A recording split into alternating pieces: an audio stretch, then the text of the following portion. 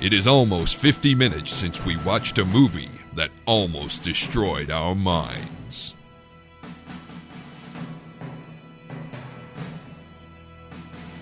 The film is now outlawed, and all disputes between the three mighty hosts and their feedbackers are settled by single combat. Here, in the Siberian-based Gulag, otherwise known as the Blackdog bunker of Shun, a battle rages between the two factions of geek idiots to attack or defend the movie Robot Jocks.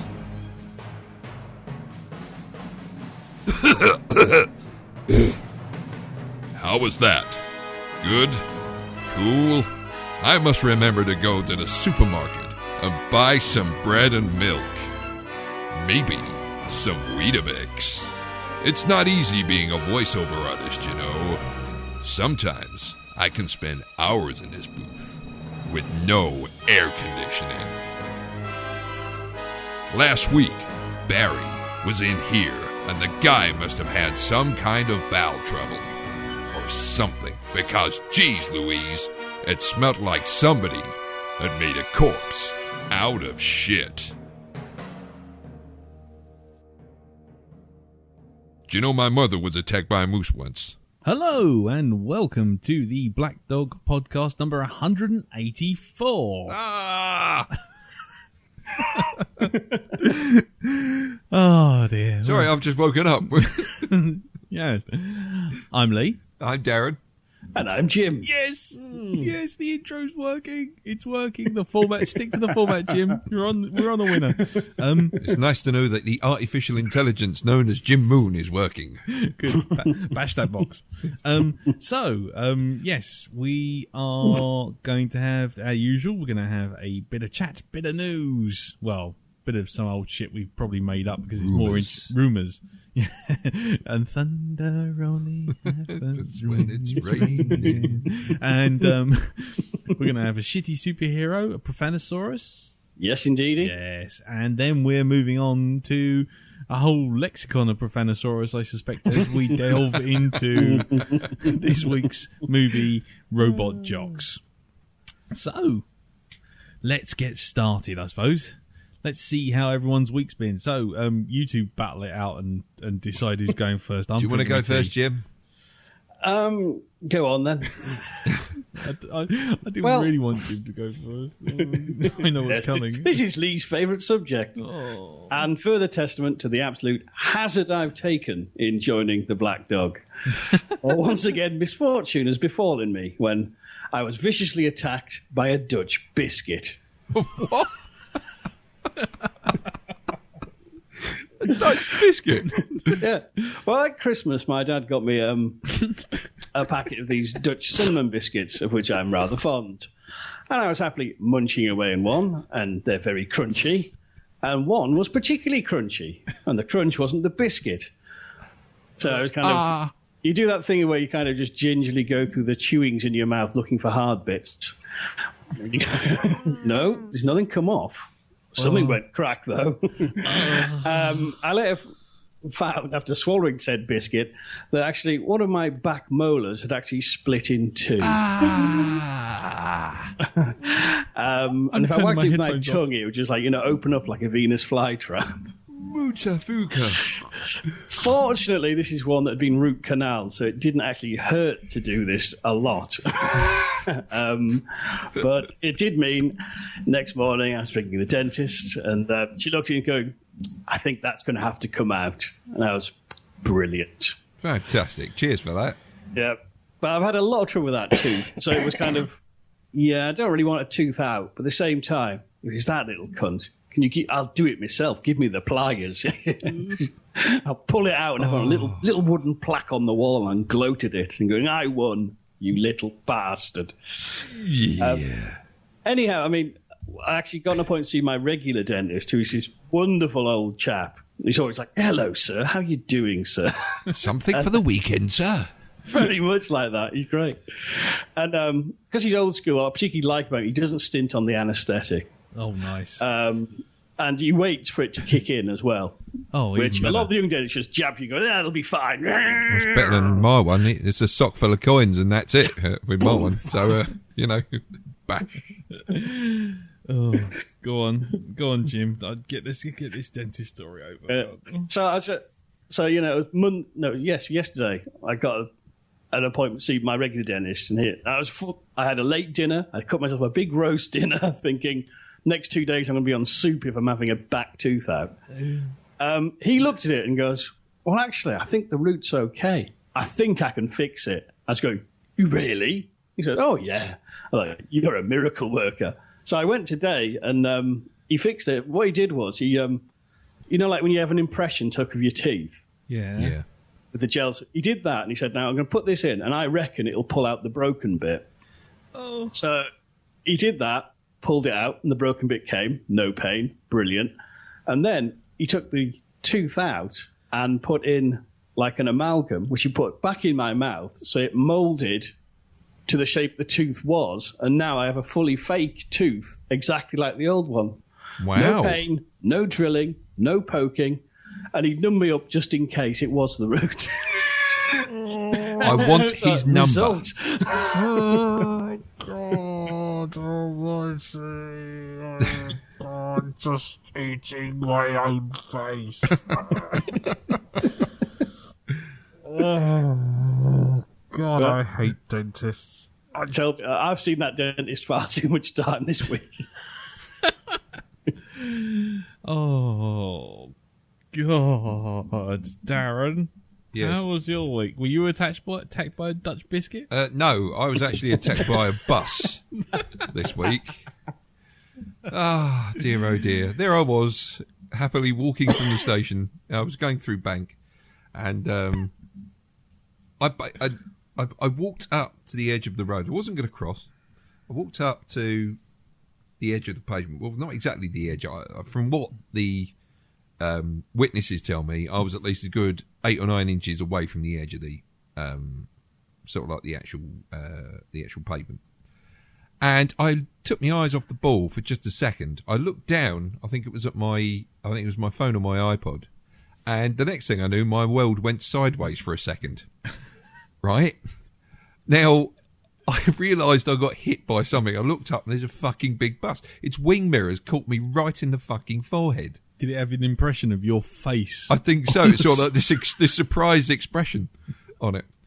But I turned round thinking that everybody was going to be laughing at me, when no, they looked like they'd just probably seen sort of like their grandmothers get their heads taken off. You know, it was that sort of horrific. Well, they saw their granddad do it. Yeah, indeed. Now, you would think that having such a hefty knock, the bus driver would notice this, and he'd get out and he'd come and see how I was, to make sure, are you okay, mate? You know? The bus driver noticed something had gone on. What he did was, he stopped his bus, he adjusted the mirror, and then he fucking drove off again. He just went. He had to get out of his cab to adjust the fucking mirror. That was the thing. Well, of course, you can't drive without your wing mirrors. Exactly. I mean, I think I don't know what your problem is. I think you're being inconsiderate. Oh, really. Shut your fucking mouth. Apparently, I'm not the only one this sort of thing has happened to. Another friend of mine got clocked from behind by one. Was he standing beside you? No. This was a few weeks before that happened to me, apparently. But I was incredibly lucky. Somebody else I know, their friend lost their husband through exactly the same thing. He got clocked by a bus mirror. That's it. End of story for him. Brown bread. Ow. Ooh. Yeah. So it's a good job the bus was just coming away from the actual bus stop when it happened, because otherwise, the Blackdog number would have been down to just 2. See, this is why. Exactly. You knew this was I going to happen. knew this was coming. So, who do you know in the bus service, Lee? Well, how much did you pay them? Well, not enough, obviously. Yeah, exactly. So anyway, I did actually go to the A&E unit. I got checked out, and all my senses were apparently sort of like A1. I could remember everything. I wasn't sort of like talking in tongues or, slurring me words or anything like that. You do know we're not really here. Yeah, exactly. I'm sitting in a padded cell somewhere now. Yeah, we're not recording this. In the Royal London Hospital or whatever the hell it was called. So yeah. Oh, and just to finish the week off, I went sort of like, my brother's 40th birthday. I Oh, went yeah. there, went to his, Yeah. went to his place. Lovely little celebration there at his house. It's Mm. cake, sausage roll, stuff like this. Coming home, we're on. I think Bus got you again. No. Something quite random happened. Yeah. I went into the gents' toilets on this station as we were coming back, and I've gone in the cubicle. I've finished doing my business, come out, and there's a bloke standing at the urinal taking a piss, right? Now, as I'm walking away from the door, he suddenly activates the tap on the sink, which is by him, cups some water, and brings over the water to his cock. And it's like, What? you're washing your cock, aren't you? So, yeah, it's one of those English things. I just washed my hands and went straight out. But it was like, okay, random event. Oh, Maybe he's had chili. Maybe he was feeding it. Mate, that was it. Maybe it was thirsty. Go on, drink. There you go, have a drink, little fella. God, bit of freshening up. He's been knocked out. Come on, Thrud. Drink. You're thirsty. That's a good barbarian meat sword. God, what was that? What was that film with the parasite? The really naff one with the parasite that used to come out as some guy's flies. It called Hector, or Was it? Brain damage. that's the one. Frank Kenlotter's brain damage. That's the one. Frank Henlotter. That's it. Oh yeah, no, that's what I was going to say. You didn't notice the thing had a little parasite face on it. I couldn't actually see that, and I was thankful. Or it was like he was in one of these urinals that had like the big sort of like porcelain sides up it. So all I saw was his hand. He didn't even blink. He didn't even look at me. Didn't say a word or nothing. He just didn't turn around and go, "All right, mate." He was like, just a gentle cupping, the sound of lapping water. Exactly, just a gentle cupping, and then you see the hand disappear, and it's like, I think I better go. Yeah, and then when he took his hand back, it was empty, as if something had been drinking from it. Yes, indeed. It was mysterious how the water had vanished. So there we go. Clocked by a wing mirror and watched a bloke washing cock. It's fairly Working at the cock wash. suddenly those knobs never seem to stop coming. Work. Let's work. I just, for some reason, I've got the scene from Shark's Tale with that whale going into the. It wasn't that big. Well, my week. Well, let's start off with damage, since we're all sharing scars. Yes. My one was a 2-for-1. Went to see my mum and dad on Saturday. It was all quite cool, lovely sort of thing. And I'd taken the kids swimming, and they left their bags in the boot. So I came home, lifted the boot up, and the boot didn't go all the way up. So I put my head under to pick out all the swim stuff, and the boot came down and clocked me right on the top of the head. That was pretty painful, actually. I'd be honest. Just a bit. Did it catch you on that like halfway part? That makes the top of your and the back of your throat sort of ache. Yeah, exactly. It really, it clocked me. So there was that. Didn't really have much fallout from that, actually. And then today I repaired a shoe rack. Did you? Yes, I did. Did anybody die? No, but I did manage through the power of superglue. Yep. To glue my hand to my knee. Oh, for God's sake! Oh. But luckily it was like my jeans. Yep. So it wasn't too bad. It just took a little bit of force because I had to sort of step on the sort of like the leg of my trousers and pull my hand up. Oh. But So now you've got this patch of baldness on your thigh where there's no hair. It didn't go through the trousers. No, the trousers are okay.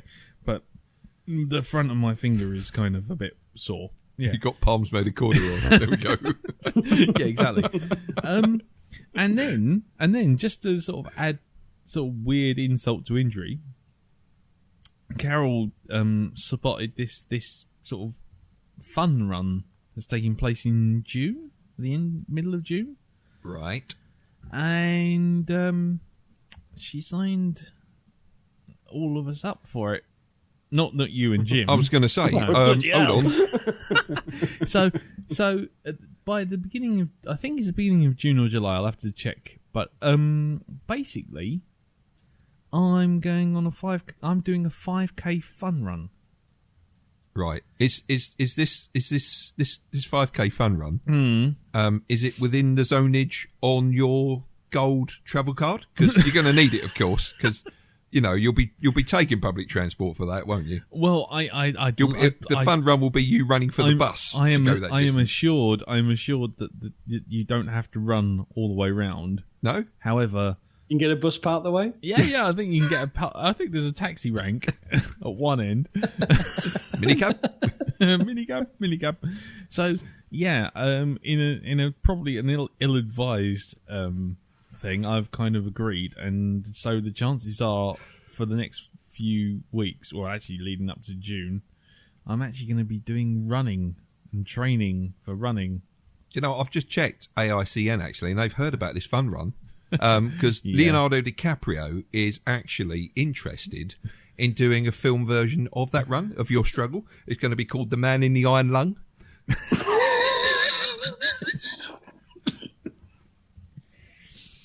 It's going to be the man in the back of an ambulance, I think. And that's before I even get over the fucking line. The start line. Listeners, those with Photoshop skills, you've got your orders now. Go for it. So, yeah. Yeah, fucking hell. That's my week in a nutshell. I got clocked by a boot, glued my knees, glued my hand to my knee, and now I'm going on a fun run, which is probably the thing that is going to kill me. Yeah. Who's it going to be fun for? Is it going to be us, the spectators? Because I'm going to be along with this one. I bet you are. I'm going to be on my motorised scooter, following you all the way. On your Segway. Exactly. Pick it up. Going along like fucking, I don't know, like Stephen Hawking. Yeah. You're just trundling along behind me. You call that running? You're looking for trouble. You have come to the right place. So there you go. May all my shootings be drive-bys. Watch as I pull this wheelie. It is a wicked ollie I can do. Oh, actually, speaking of ollie, this week I also took part with Elton and with the lead singer of Six Clawpaw, whose name eludes me, and Ollie, to do the first episode of a new podcast called Are You Telling Me Porkies? Uh-huh. And what would said podcast be about, Lee? It's basically, there's mad stories all around the internet, yes? Mad news stories. So, really? Yes, bizarre that.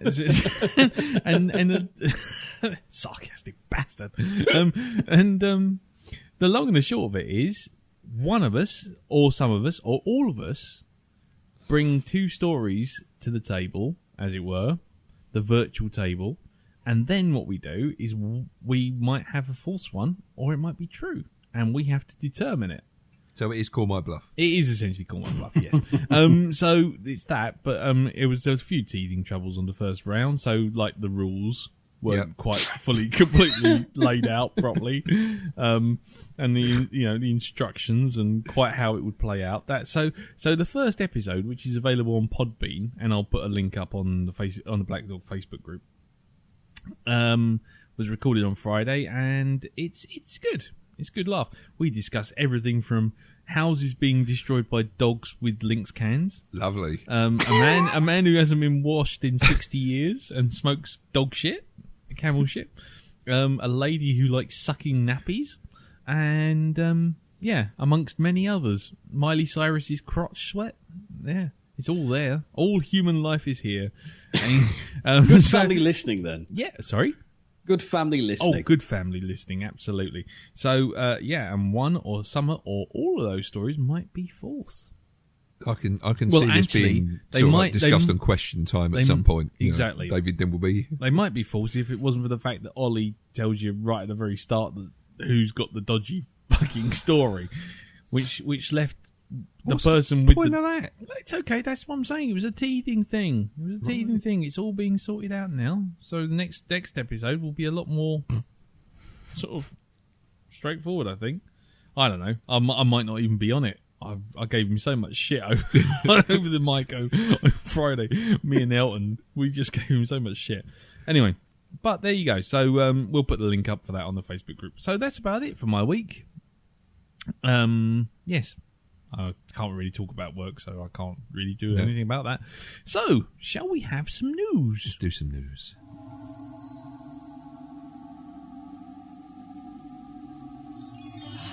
Qué lugar chiquitín te escapas a soñar, a inventar solo tú el mundo de ilusión.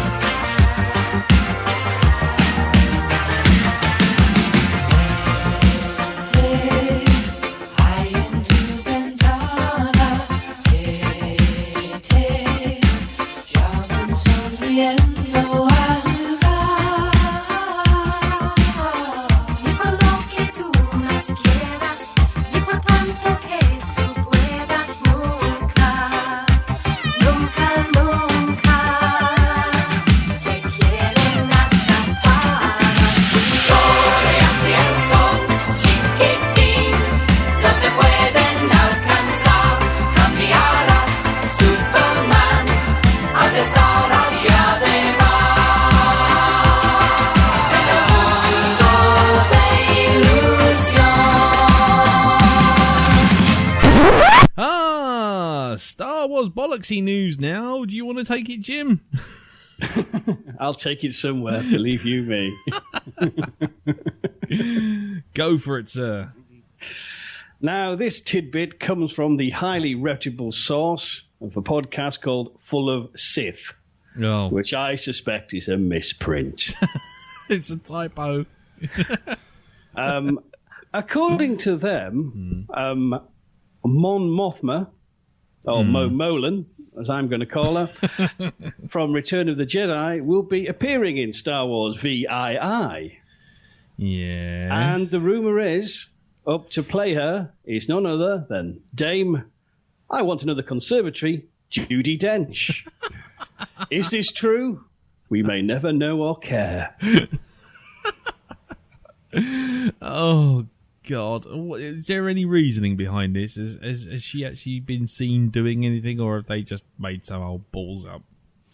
No, they claim, and I quote, many Botham spies died to bring us this information. No. What, Ian Botham? I hope so. Oh, God. What a... Well, okay. I think our make-believe themes are... Yeah. fairly accurate. Okay. Yeah, I think we should still have buzzers for these stories now. just I think so. Definitely. Just buzz out if you think this story's bollocks. We shouldn't be wasting any more time. Or maybe we can get a soundbite from what's his name, Goldfinger, of Sean Connery pressing the eject button on his Aston Martin. Yes, I think you need to leave. Okay, well, Darren, have you got a story? Yes. Now, I don't know. There may be the one or two people who are listening who are actually fans of Stephen King's Dark Tower books. That I mean, you know, the 3.5 novels that there actually were. I don't care if there were 7. As far as I'm concerned, there were only 3.5. Okay, because then it just goes completely wanky. Right. But Aaron Paul, who actually appears in Breaking Bad as Jesse, has been in talks with Ron Howard about the part, maybe, of playing Eddie Dean, who's one of the main characters in the Dark Tower series. Okay. Who comes in, I think he comes in at book 2, if I remember rightly. Okay. Yeah, he does, yeah. Yeah, that's right. So, you know, Aaron Paul, fantastic. Could be very good for the role. He's not my first choice for the thing, but, you know, again, great actor, so, you know, maybe he'll do very well in it. Is it confirmed he's been in talks? Because considering the character of Eddie Dean is a former junkie, this does sound like who's recently played a drug addict on TV and is really good. And... No, he's actually been interviewed, and part of the interview says, I've had a ton of meetings on that. I had just a huge general sit down with Ron Howard, who's a huge fan of the show, Breaking Bad, naturally. which is such a crazy thing to think that even Ron Howard even knows who I am. They're definitely planning on making it. So, apparently the goal is to do 3 films. So I'm not sure what part of the Dark Tower they're actually covering. There's still talk of a TV show as well to tie in with the films as the in-between. So it's going to be an interesting experiment, I think. You know, and I think the real clincher in this is who they are actually going to get to play the gunslinger. So, you know, it's going to need to be someone with a killer look in his eye, as they keep describing him in the book. Yeah. So who knows who that could be. But there you go. That was Pasquale sat by his phone. Yeah, yes. He's sitting there going, "I know a song, I'll be going round table with the news, by the way. I've got on Den of Geek the Superman Batman news roundup. Yeah. Because it's just easier than just going through each individual bloody story. And again, do feel free to buzz me out when you get bored. Batman Superman news. Over the weekend, Warner Brothers announced that the movie is to be delayed by 10 months to May 2016. One rumour doing the rounds, which Jack Starro brought up on the Facebook group, was that the rumour is that it's something to do with an injury to Ben Affleck, which was done that's put the production back. Though it seems that isn't a reason for delaying the film, according to Comic Book Movie and Badass Digest, which suggests that they are putting it back to work on the script. Because any delay is obviously budget driven, so there's got to be a reason other than a man has hurt himself who could be replaced by a stuntman for a lot of the shots. Jennifer Garner has talked briefly about the Batman suit that she's seen, because obviously she's married. Yes, she's married to Ben Affleck. Mr. Affleck. And she has said on Entertainment Tonight that she's seen the suit. It's unbelievably cool and a total reinvention of the Batman suit. It looks great. But then this is coming from someone who said that Elektra should be wearing ski pants. Anyway, elsewhere, it seems that Joaquin Phoenix is still in line for the main villain role of the movie, if he wants it. The main villain role has been offered, and Variety reports that sources are still saying that Joaquin Phoenix is in his court, and the role has been suggested that it's Lex Luthor. Jason Momoa, meanwhile, is refusing to confirm reports that he's being linked with the film at all. Badass Digest has declared that he's been offered the part of Aquaman. Aquaman. The idea being a small cameo ahead of the more substantive appearance in the Justice League movie. And now, last bit of rumour news is that the whole thing's going to be filmed back-to-back with the Justice League movie. It's going to be the Justice League movie. Yeah, so... it's not Superman 2 versus Batman 5. No. So, there you go. So that's the Superman Batman news forever. Not quite. Oh, Jim's got something else. Because that redoubtable organ, Ain't It Cool News, has some additional bollocks details to add. Authoritatively laid down with no substantiation whatso bloody ever. They add the important detail that Superman will have a shorter Kingdom Come haircut. The new cut will include the S-curl. Well, whippy shit. Allegedly, they're shooting what they're calling Moss 2. Don't know what that is. With the official Justice League movie, and that is being mulled. And also they claim that WB, don't know who he is, intends to use substantial cliffhangers to bridge their DC Universe films. The mysterious Moss 2... Man of Steel.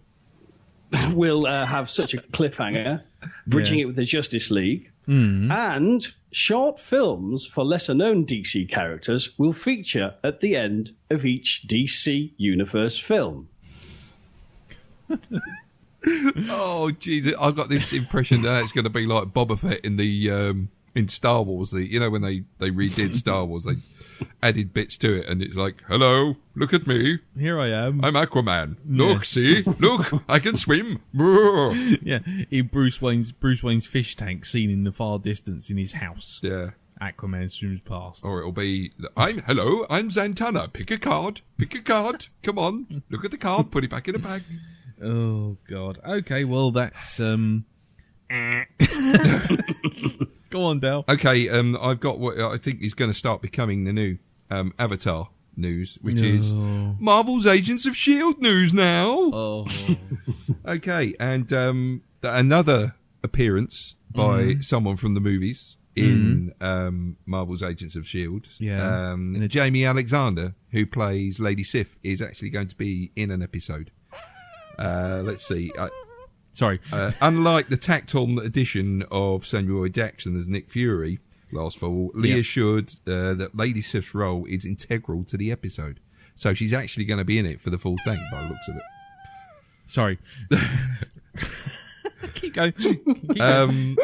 So yeah, there you go. Another sort of like, character from the Marvel universe actually playing an integral role in an episode. Whether it'll be any good, I don't know. I don't care. You don't care. I don't care. You don't care. No. When's the episode on? Let's see. Well, because I might video it. You might video it. Just slow-mo on certain parts of it with Jamie Alexander in it. Let's see now. She's coming to the 15th episode, whenever that may be. So will I. I bet, yes. There you go. Fill in your own blanks. Lee is watching Agents of S.H.I.E.L.D. He decides to have a blank. Ooh, is it a wash, Terry?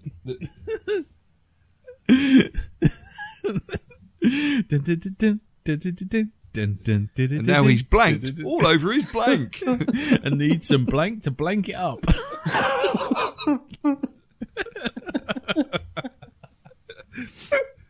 After which, he said the episode was a load of old blank.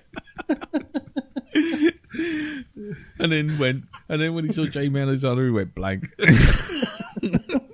Anyway, speaking of blank while you're blank with your blank, Barbarella TV series is coming. You know what? This will mean a revival of Duran Duran, and their album sales will go through the roof. Yeah.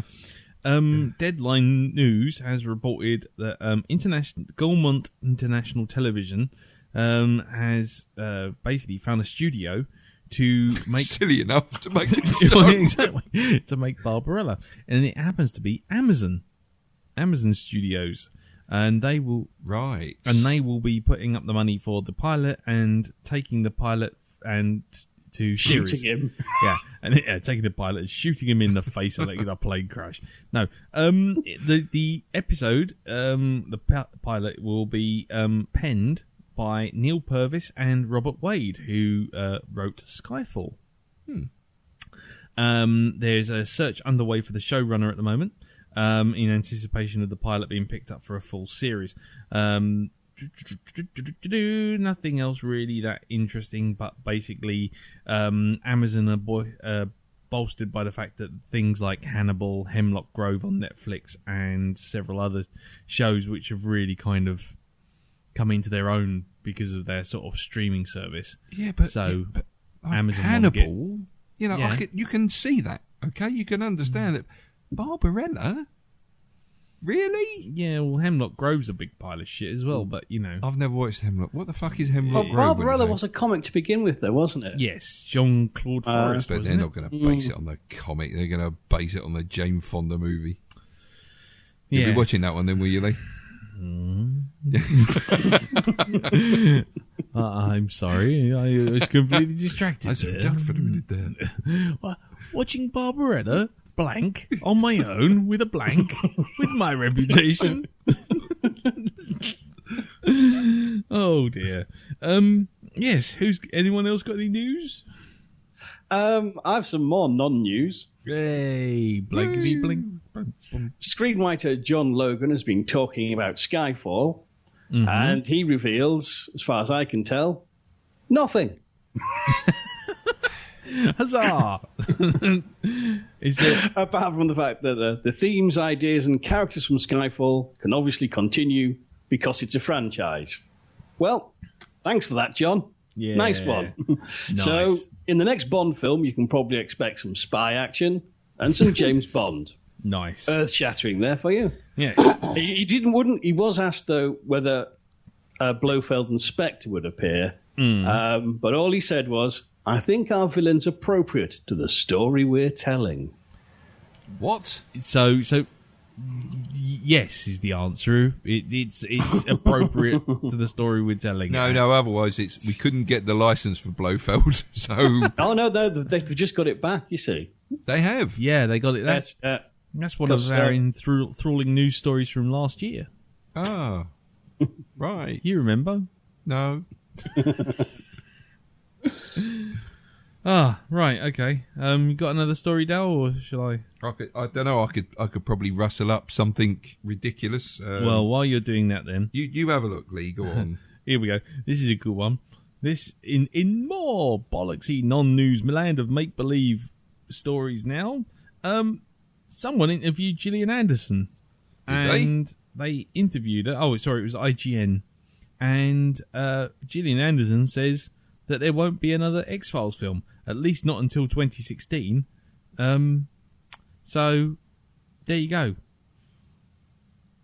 That's news. Right. News that there's nothing. Yeah.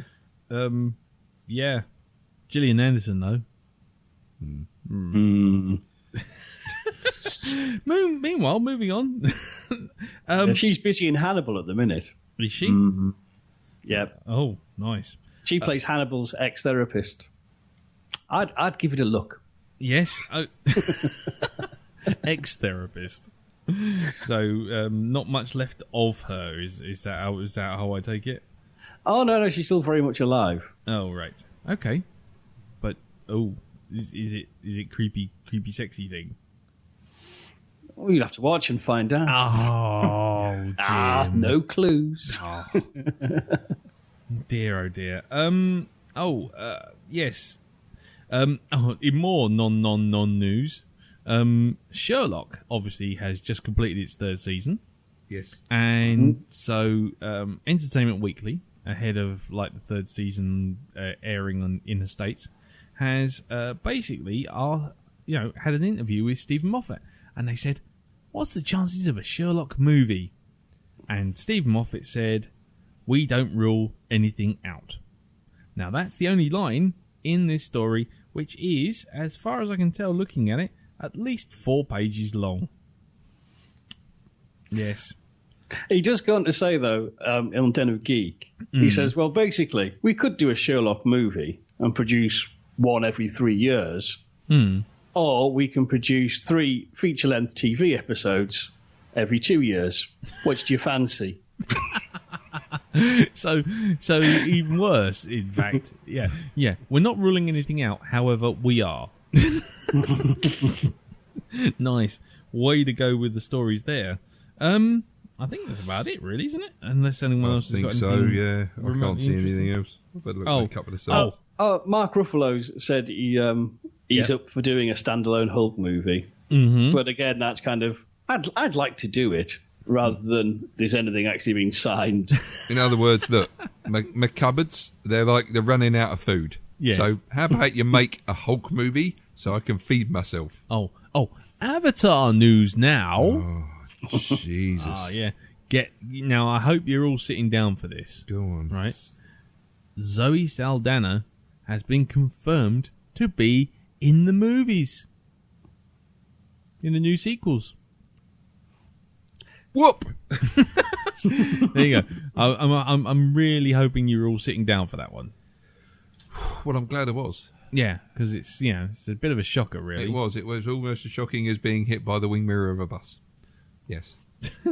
Okay, and a little last piece of news before we move on, which is in relation to our good friends, listeners out in the States, Brandy and Dave of the Inside Outcast, because it turns out that this week and next week, Transformers 4 is actually filming in Utah. Is it? And it will also return there in May.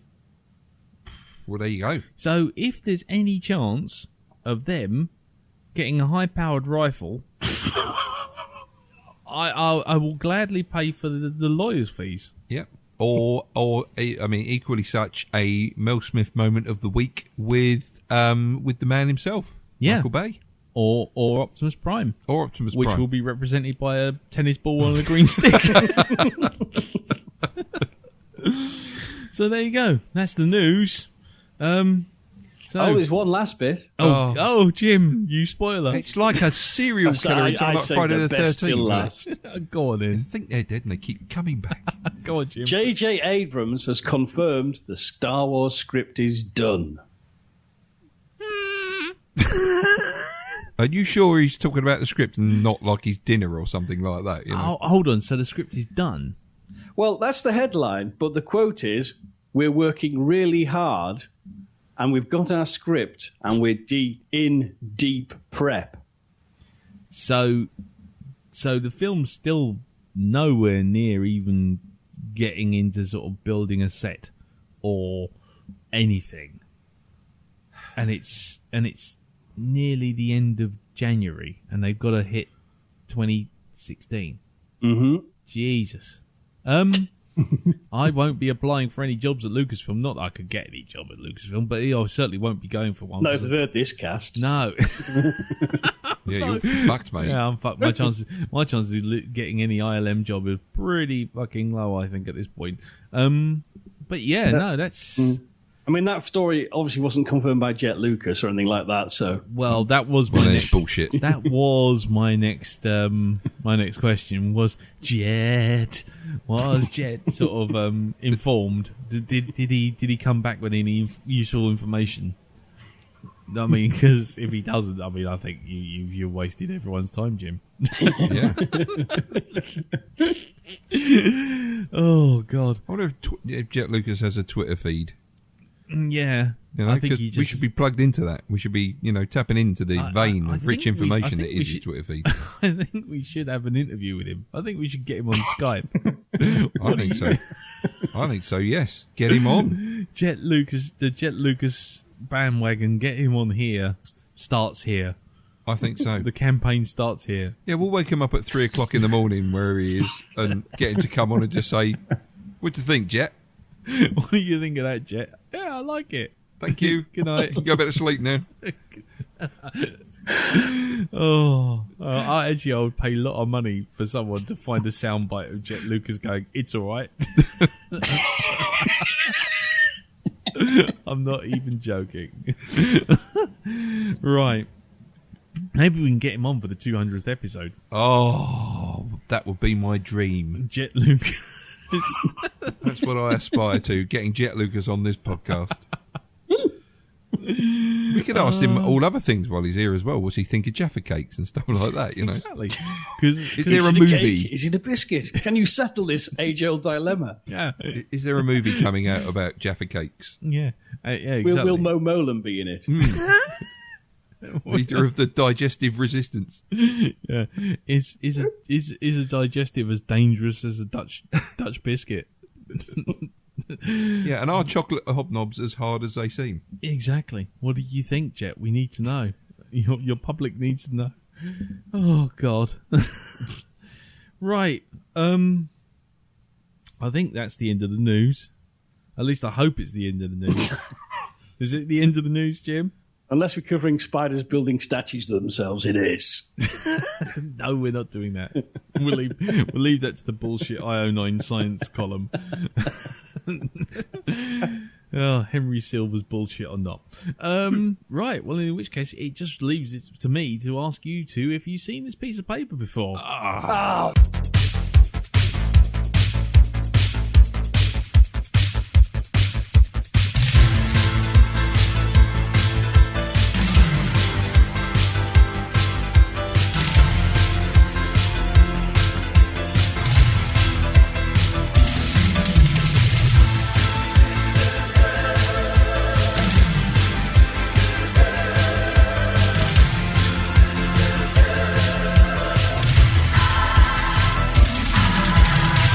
Where have all the heroes gone? we're left with all the knobs. I just want one Superman and not this bunch of slobs. Not a single one of them could take on Mr. Freeze. They're so lightweight they could get blown away in a stiff breeze. The shitty heroes, the Spanish costumes are just a little bit too tight. They're not very cool and they're not very fast, and they're most likely die in a fight. It's shitty heroes. Just one look at these dudes and you know they ain't right. Marvel DC doesn't mean much to me because they are a total shite. Hulk smash!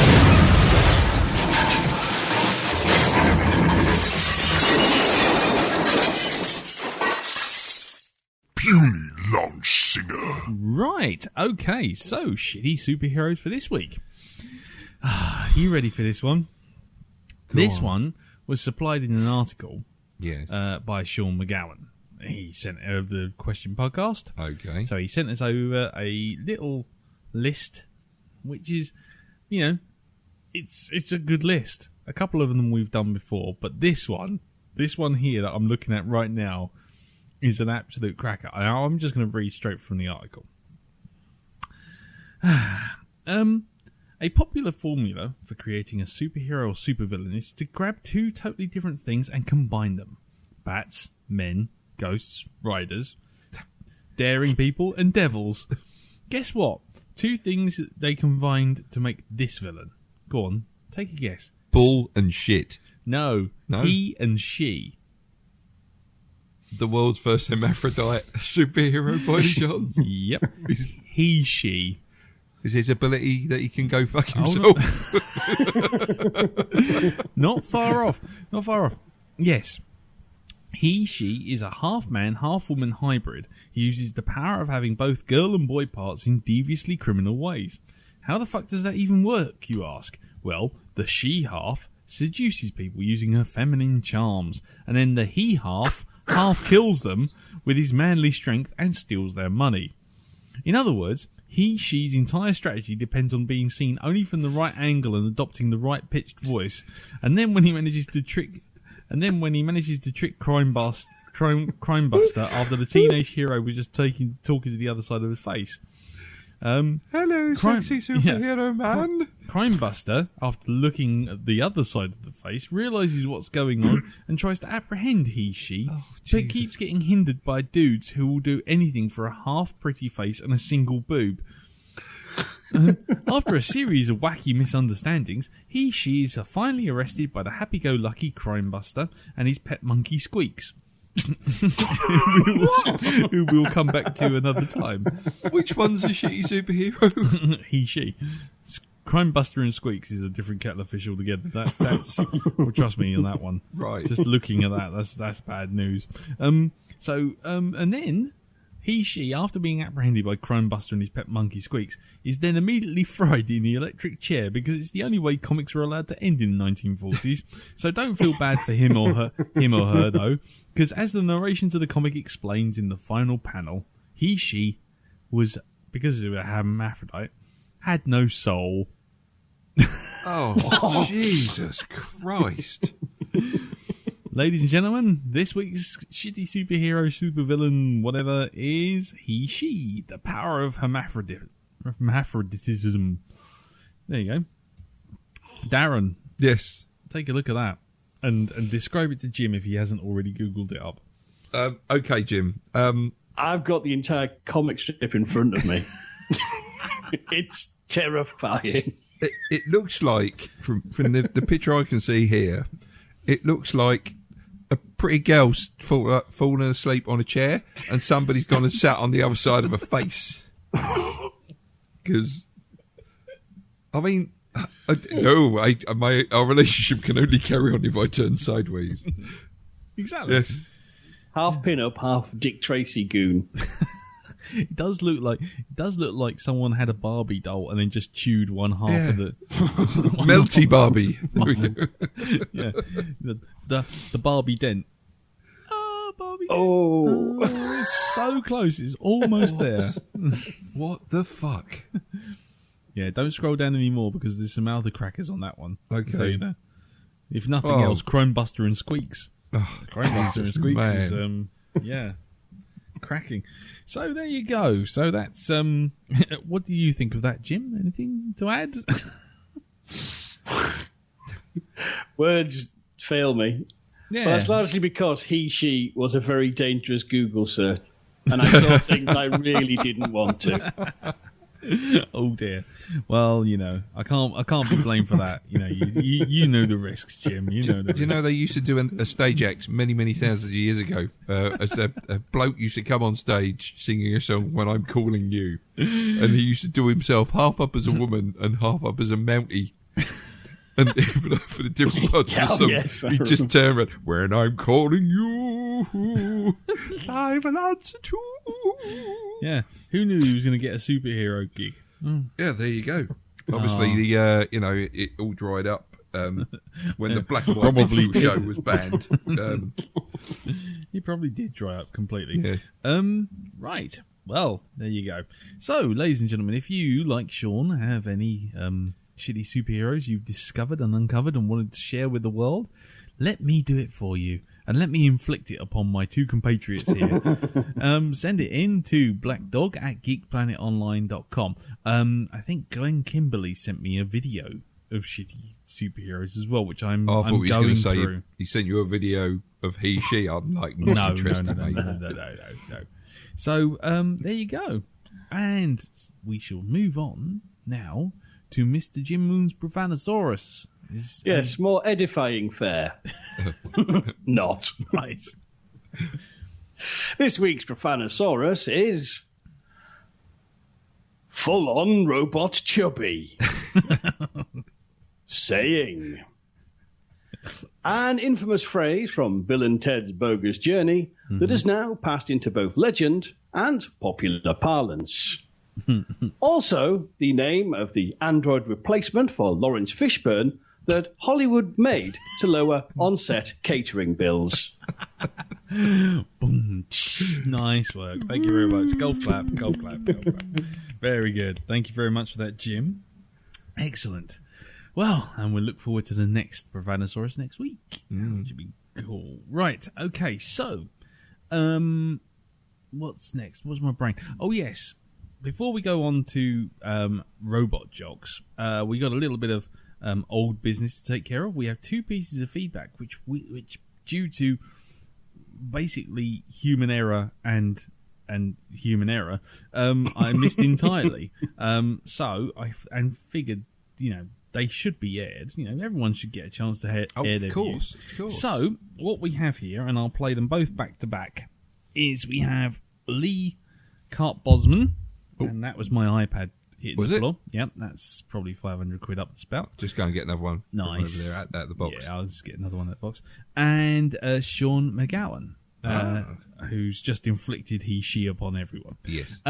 So what we'll do is we'll play their feedbacks for their best and worst of 2013, and then we'll have a quick chat about them, and then we'll move on to Robot Jocks.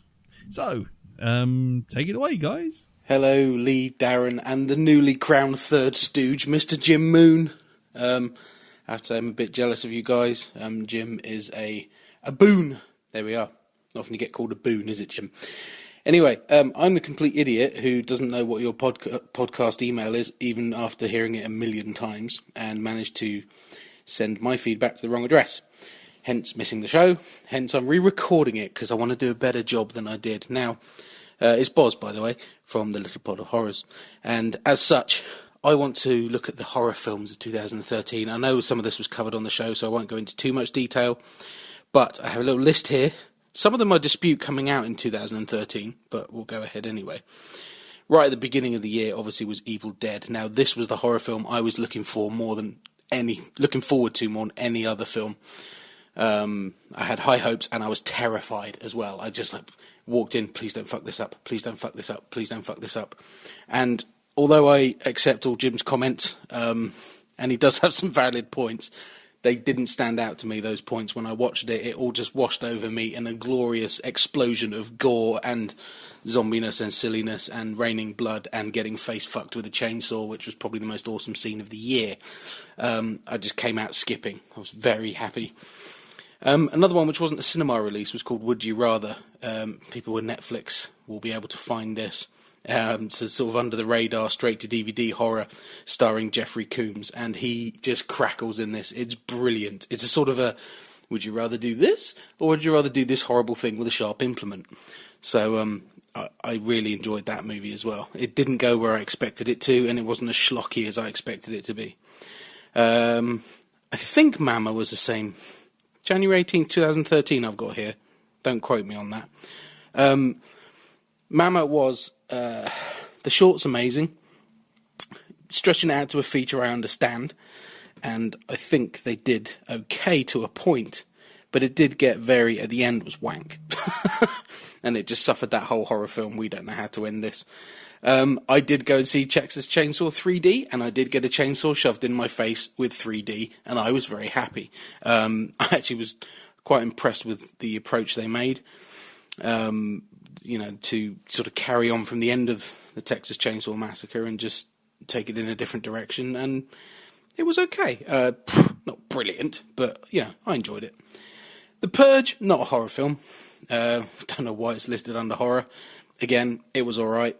Home invasion type movie. The concept of having a couple of nights off to kill people is... I can see the idea behind it and why it got funding. I do think it could have been done a lot better. No really notable moments in that. Warm Bodies, meh, didn't bother. World War Z, enough said about that. I just call it Brad versus the Zombies. I refuse to accept that that is the title of that movie. What else? Oh, Insidious Chapter 2. Now, I'm one of the few people who enjoyed Insidious, and Chapter 2, disappointing. Clever how it tied back to the original film, but it lost all of its originality. Well, it was actually not originality, sorry. It was a freshly unoriginal film, Insidious, in that it did all the things that you were expecting, but still managed to be a bit terrifying and make you jump, and I just enjoyed it, but 2 was just too hammed up. Did not enjoy it. That brings me on to The Conjuring by the same director, and I have to say, this I really enjoyed. It made you care about the characters, both the family and the two visiting psychic type people, the investigator people coming to help out the family. They made you care about everybody, so when shit happened to them, you were involved, and I really, really enjoyed that. And my top horror film of the year was You're Next. I thought from the trailers, I'm not a home invasion fan, really, and I was like, oh, not another one. I saw this coming, and a couple of scares are in the trailer, and I was like, nah. But it just turned out to be the ultimate survival guide for if someone breaks into your house, and it's like, that's how you behave. Most awesome female lead who just does away with the bad guys in some of the most imaginative, brutal, brilliant, heartless ways. I really, really enjoyed that movie. And the last one I saw of the year was the remake of Carrie. Carrie didn't need remaking. It's not bad, but it's kind of a bit pointless, and it's not very, very good on the whole. It wasn't badly made, and Moretz played Carrie very well, and I've said on our show that I did enjoy the bit where she just flattens the entire room. Because the special effects now allow you to do that kind of thing. But a bit of a letdown overall. I think I'll have forgotten it very soon. So that's it. That's my horror film rundown. So this is a bit more involved than the first one I tried to send. And I'm really looking forward to 2014 with the three of you on the show. If you could talk to me, Lee, when the transfer window comes up, if Jim's contract's on the table, maybe we can negotiate. I'm just saying. Anyway, loving it all. Speak to you soon. Bye. Well, thank you very much for that, Lee. I know we were going to go straight on to Sean, but actually, we thought we'd just break it up a little bit. Horror film roundup. So this is, kind of a cool little way of doing things. Yeah. As for the transfer window, well, it comes around once every 5 years. So, see you in sort of 2019. Also, there's the Logan's Run clause, which is after 30 episodes, the little crystal on Jim's hand will go clear, and we'll send the Sandmen out That's a for crystal. I thought that was a fruit pastel. No, actually, Darren Diamond comes after you with a rather large, flippy, flobby, Don't sexual ask. implement. Why do you think I'm going to Singapore? There we are. Anyway, sorry. Yes. So, okay. So, thoughts, gentlemen, on Mr. Bosman's feedback. Do you want to go first, Jim?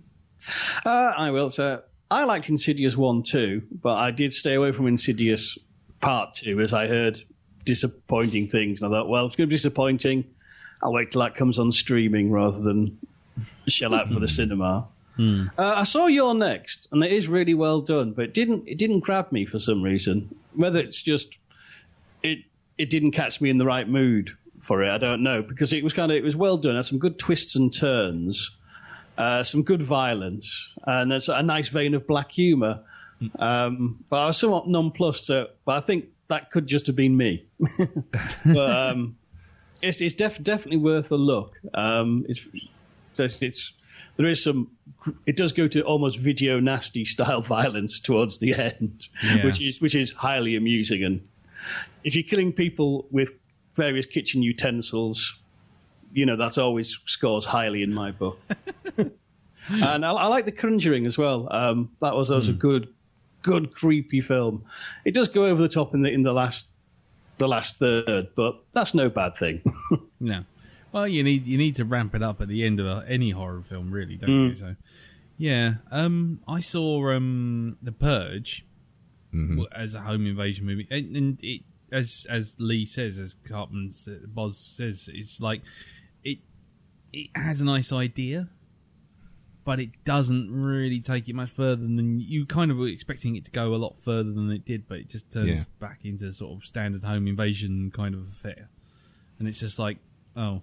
Okay, I thought this was going to go in a different direction, but so for me, it just kind of passed me by. I just kind of went, okay, well, whatever. Fine. Man. Left the cinema going, okay. Though I have to say, Boz leaving the cinema with a spring in his step and feeling happy after leaving. Was it The Evil Dead? That just reminds me of that montage scene from the first Naked Gun. Yeah. When they all come out the cinema and they come out, well, it's singing something good, someone tells me I know something good, and they walk out and you see them both laughing as they come out the cinema, and then it pans up and it says "Apocalypse Now" across the top of the board. I don't know why, they're just the same thing, just kind of running through my head.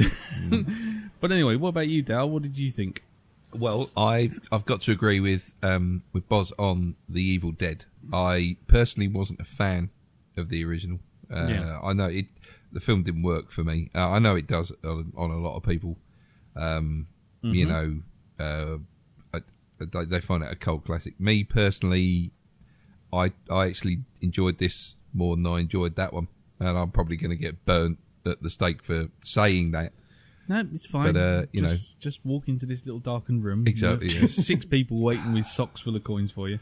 Okay. I think it's the Evil Dead remake. I think the best analogy I can make with it's like the Matthew Broderick Godzilla movie.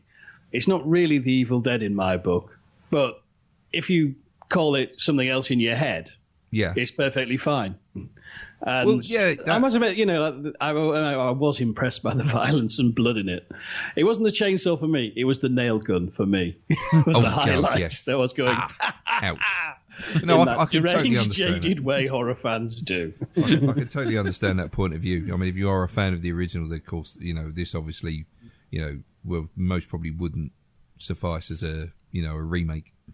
But going on to another one, World War Z, I don't even need to say anything about that because, well, I've spouted my views enough about World War Z, and it seems as though Boz has got the same view of me as the why'd you call it World War Z? Yeah. I think we both had that opinion. Yeah. I've still avoided it. I'm doing well. Yeah. Keep going, Continue Jim. to do so. Keep going.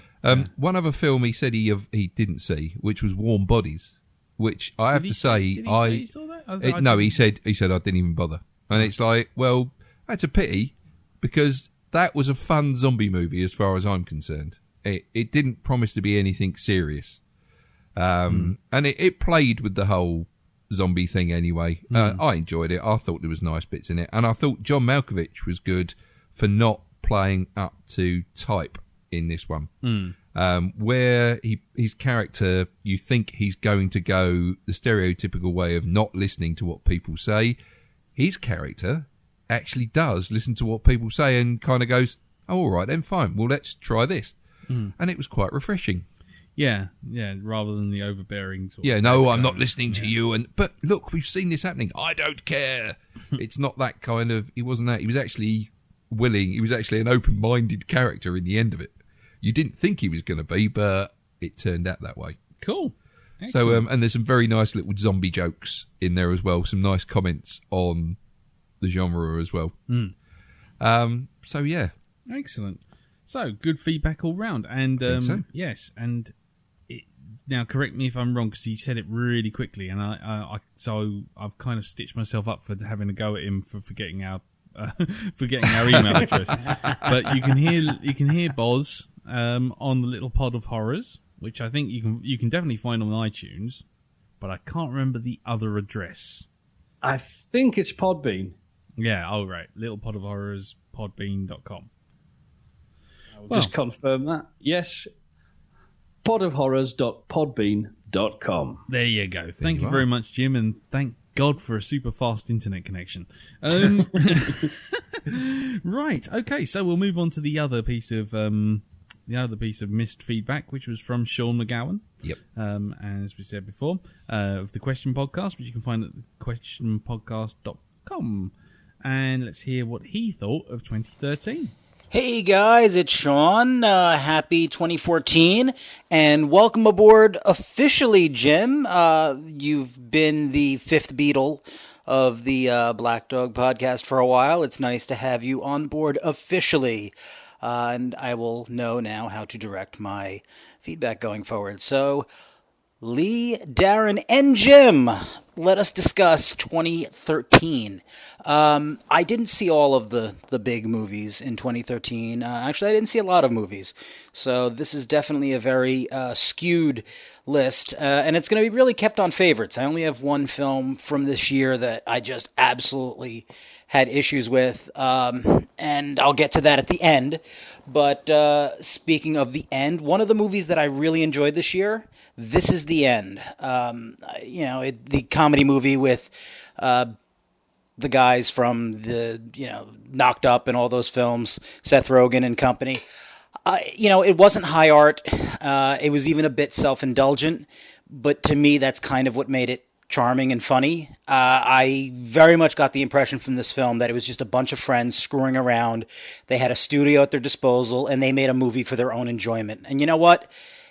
They had a lot of fun, and that kind of fun is infectious, and that jumped off the screen. So, it wasn't... I certainly probably won't, consider it one of the greatest films of the decade when it comes time to do that. But for this year, it was definitely very entertaining, and I enjoyed it. Another film, Despicable Me 2. Not as brilliant as the first, but it was full of laughs, full of heart, and had a little something for everyone. And I love that the Minions aren't just a cheap joke. You can tell a lot of thought goes into them, and I don't want to give anything away from the plot if anyone hasn't seen it, but what happens to the Minions in this is very interesting. And again, to me, it seemed like well thought out, well planned, and just above what you typically expect from a kids movie with elements that are meant for adults. I'm going to go on to Anchorman 2. And to me, not as good as the first. But it was still very funny. I do have a criticism for it, and that criticism is that it didn't feel entirely like it was its own movie. It actually kind of felt like a bunch of guys who loved Anchorman decided to do an Anchorman homage, except they're the guys that were in the original Anchorman. I kind of got this impression. It's funny. I kind of felt that way after seeing the film, although I couldn't really put my finger on it. And then it was Paul Rudd. It was an interview I saw with Paul Rudd that kind of summed up my feelings about it, or kind of helped me find my feelings about it. He said something to this effect in interviews, talking about how as the years progressed since the original, he's seen it over and over again, and each time he was able to distance himself more and more from it to the point that he now sees it from the perspective of a fan. He doesn't even kind of remember himself being in the original. You know, he's just desensitized to it, and he's somewhat removed from it, and he just sits back and he enjoys the original and enjoys quoting the lines and stuff from it. And I kind of, and as a result of that, he kind of felt like he was doing a fan film, and I think they all kind of felt like that. I also kind of just felt the movie did one too many callbacks to the original, even though, you know, like Darren said on the show last week, that the fight scene is definitely amped up and is brilliant. I had a lot of fun with it. But there were a number of callbacks to the original in that film that just almost made it feel like the equivalent of what Austin Powers 2 was to Austin Powers 1, where it was kind of like, oh, okay, yeah, we've seen this. Oh, you're doing that again. Yeah, very nice. Okay. Yeah. So I loved it, but did definitely have a few qualms about it. The surprise hit of the summer for me was Pacific Rim. I'm not sure how it was marketed overseas, but here in the States, the ads for the film were absolutely obnoxious, in your face. They were just running constantly, and they really seemed to give away the entire film. I mean, it was advertising overkill, and I think that's part of why the film didn't do that well here in the States, because I think a lot of people felt they'd already seen the majority of the film by the time the advertising blitz was over. And I'm going to be honest, if it wasn't for this show, if it was not for the Blackdog and the many glowing recommendations of the film, I probably would have never gone to see it. But I am so glad that I did. The script, was kind of brainless, and the advertising did telegraph pretty much where the plot was going, but at the end of the day, it was giant robots destroying shit. And it was just gratuitous and awesome, and all without going on about all sparks and robot balls and racist stereotype automobiles speaking ghetto slang and all the shit from the Transformer movies. It was like everything the Transformer movies should have been, but without Transformers, with just big fucking robots that don't turn into anything else but big fucking robots. And, again, it's not a perfect film. I'm sure that in 20 years the Blackdog will do a rose-tinted specs of it, and probably it won't fare very well. The story will probably be blown to smithereens, and this one will get thrown on the scrap pile, because it's something that it probably does need to be seen on the big screen to be truly appreciated, and on its own, it probably, years from now, we might not get what was so great about it. But for now, for 2013, on a big screen, this was the main event, and I absolutely fucking loved it. I'm going to end now with the film that disappointed me the most. I won't say it was the worst film, although for me it was. It was a film that surprised me, not in a good way, and that, of course, is Man of Steel. Superman lets millions of people die. I think it's pretty well known that I'm not the biggest Superman fan, and that's largely due to I think the character's boring. I know there's an argument that's made a million times, so I'm not going to go into it. It's just his invulnerability just makes him uninteresting to me. However, he can be interesting, and great storytellers have made him interesting by using his Achilles heel. And that Achilles heel is us. He cares about human beings. It's core, it's the essence of the character. You can't defeat Superman head to head. The way to fight him is to go after those he cares about, us. And then the fun of a good Superman film or a good Superman story is watching him use his superpowers to fly to all ends of the planet, putting out fire after fire, finding creative ways to save us all. But if you're Zack Snyder and Christopher Nolan, you say, fuck it. This is modern-day Greek tragedy, so let's let Superman become the equivalent of the old adage that ends with the phrase, when good men do nothing. Now, I know this is a bit unfair, because I have the benefit of feedbacking after the first half of this episode is aired, but I have to counter Darren's point about why this Superman could let the destruction of Metropolis take place. Yes, Darren's point is absolutely on point in terms of Superman's character development in this particular film. I think he makes a brilliant analysis of how this Superman is guided by the teachings of this universe's Pa Kent, and it totally does explain Supes' whatevs attitude about the decimation of Metropolis and the slaughter of millions of innocent men, women, and children. Oh, the children, Superman. The children. Anyway, however, this only leads me to see clearly that Snyder not only fucked up Superman, he fucked up Pa Kent. Hey, I have an idea. Let's fuck with Superman's origin story and all the things that make him Superman. Let's start by making Jonathan Kent a selfish, paranoid asshole. I can't wait to see what they do with the League of Thousand Superheroes about to grace the screen in Man of Steel 2. Maybe Batman's parents will have survived the mugging and the Dark Knight will be full of sunny optimism. It was just bullshit. But you know what? I hope the next one's better. I hope they right the ship and, they'll put all of our fears of an overbloated hero-heavy film to rest. Oh, speaking of that, I have a Blackdog exclusive. This just in. Tape has been obtained from a recent development meeting with top studio exec behind the new Man of Steel film. It's in regards to the DC catalog. Let's listen, shall we? Bring me everyone. What do you mean everyone? Ah, shit. Oh well, let's hope for the best, guys. And I wish you and everyone listening the best for 2014. That was good. Everyone! Oh, thank you very much for that, Sean. Yeah, cheers. Oh, right. Well, there you go.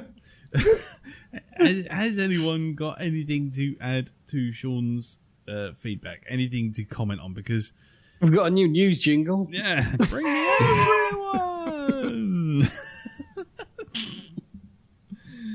Oh dear, yeah. I'm glad we had some kind of influence on the choice to see Pacific Rim. Anyway, so yeah, if there's nothing else that comes out of this podcast in the next 10 years, then at least we can count that. And I don't like the sound of going back in time and revisiting Pacific Rim in like 10 years' time. But I'm going to watch it. I think I've watched it. Did I ever watch it twice? No, I haven't. I actually only watched it once. Yeah. So I've got it on Blu-ray indoors. Yeah, but you'll be 85. You won't be able to keep awake for 3 hours to do a podcast. Will we doing that? No, by then they would have sort of like invented rejuvo booths. So I should go into Stooky glands. Yeah, stooky glands. Yeah. Nice. The only trouble is it's kind of like you stop working at 90. Just stop all of a sudden, Yeah. Just kind of normally it's 11 o'clock. Yes. Stop working. You're so funny. Go on, then. Anyone else? Anything to add? I disagree with the. Mind you, it's. I suppose it's. You like what you like. I had the Man of Steel thing. Well, there is the Man of Steel thing, but where Anchorman and Despicable Me 2 were concerned, I actually thought they were better than the originals. Well, yeah. I love the Minions, and I thought it contained. That was almost a Minions movie, Despicable Me 2. Yeah. I mean, at the end of the day, for me, I haven't seen Anchorman 2, so I can't comment. I mean, I do know what you mean by sort of like, if it calls back so much that it feels like a fan movie, then that can lessen it. I mean, that's how I felt about Austin Powers, to be honest. The first one was good because it was different and it was ripping the piss out of all those things. And then all of a sudden we're like, oh, Austin Powers 2 is doing the same thing again. And Austin Powers 3 is doing the same thing again, but referencing all the gags from the first two. And it was only after watching it and then watching it again, you appreciate it more. Yeah, Austin Powers 3 is kind of like drinking half a bottle of Thunderbirds. You stand there and thinking, well, what the fuck was that all about? And then all of a sudden it hits you. About 3 hours later, you realise what's going on. And you feel sick. Yeah. Okay, well, yeah, I mean, I don't know. I mean, I Pacific Rim, thumbs up. Despicable Me 2, yep, thumbs up. Anchorman, I've not seen. I did want to watch This Is the End as well. That was one of the movies This Is the End. I penciled in to go and see. It's sitting on my Netflix watch. I was going to watch it, but I just haven't got round to it. I mean, the problem with that sort of thing is if it feels like it's too much improv. It doesn't look like it. I think the thing that sells it to me is just one line. Which is one of the guys sitting there looking at a camera. They've just had a visit from Emma Watson, who's coming there with a baseball bat, and then they cut to one of the guys with a sort of like a broken nose and blood coming out, and he goes, "So, I've just had my shit stolen by Hermione Granger," and it's like that sold it to me. Yeah, and seeing Michael Cera as well disappear down a fucking bit. Yeah. Yes. Yeah. Thank you. Yeah. I'll buy that for $1. Exactly. And Rihanna. And Rihanna as well, yes. Cool. Well, I will definitely check that out. Have you got anything to add, Jim, before we move on? Well, so this is the end. I just keep getting it recommended by various people. And although it's one of those kind of like, oh, really, I'll give that a miss. But the more I hear about it and the more good reports I go, no, I'm going to have to watch this. As I know a lot of people find Seth Rogen amusing, and I've generally avoided his films. But when I do see one, I do find him sort of actually quite funny and quite likeable. Like Pineapple Express was a nice surprise film, a film I thought I'd hate and actually really enjoyed. Funny enough, strangely enough, I tried to watch Pineapple Express, and every time I tried to watch it, I fall asleep just as they throw the cigarette out the window of the car, which is kind of, as I understand it, the key plot point. So I don't know if it's a good film or not. One day I will watch it. But anyway, okay, well, thank you very much for that, Sean. Thank you for your feedback, and obviously thanks, Boz, for your feedback, and apologies for not getting it in sooner. And if you want to hear more of Sean, like I say, go to the Question Podcast, which you can find on iTunes. You can also find on the questionpodcast.com, where he hosts the podcast with Melissa, his lovely wife. And, that's about it, really. So, thank you again, guys. And now it's time to move on to our main event. It's time to move on, and we're going to have to decide on which jingle we go for. Robot jocks. Ooh, we're watching a new movie we've never seen before. I'm buttering my nipples and waxing my ass. Roll up the Mystery Monica film. Roll up for the Mystery Monica film. Roll up Masturbation. for the Mystery Monica film. Roll up for the Mystery Monica film. The Mystery Monica film is waiting for us to hit play. Going to watch it today. What will we say?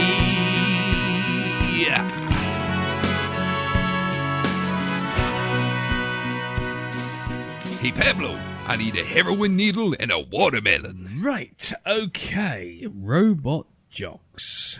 Robot Jocks was released in 1990. It was directed by Stuart Gordon, produced by Charles Band, and had a screenplay by Joe Haldeman, who you may remember as the author of The Forever War, that sci-fi classic. Right. It was released by Empire Pictures, which went out of business shortly after.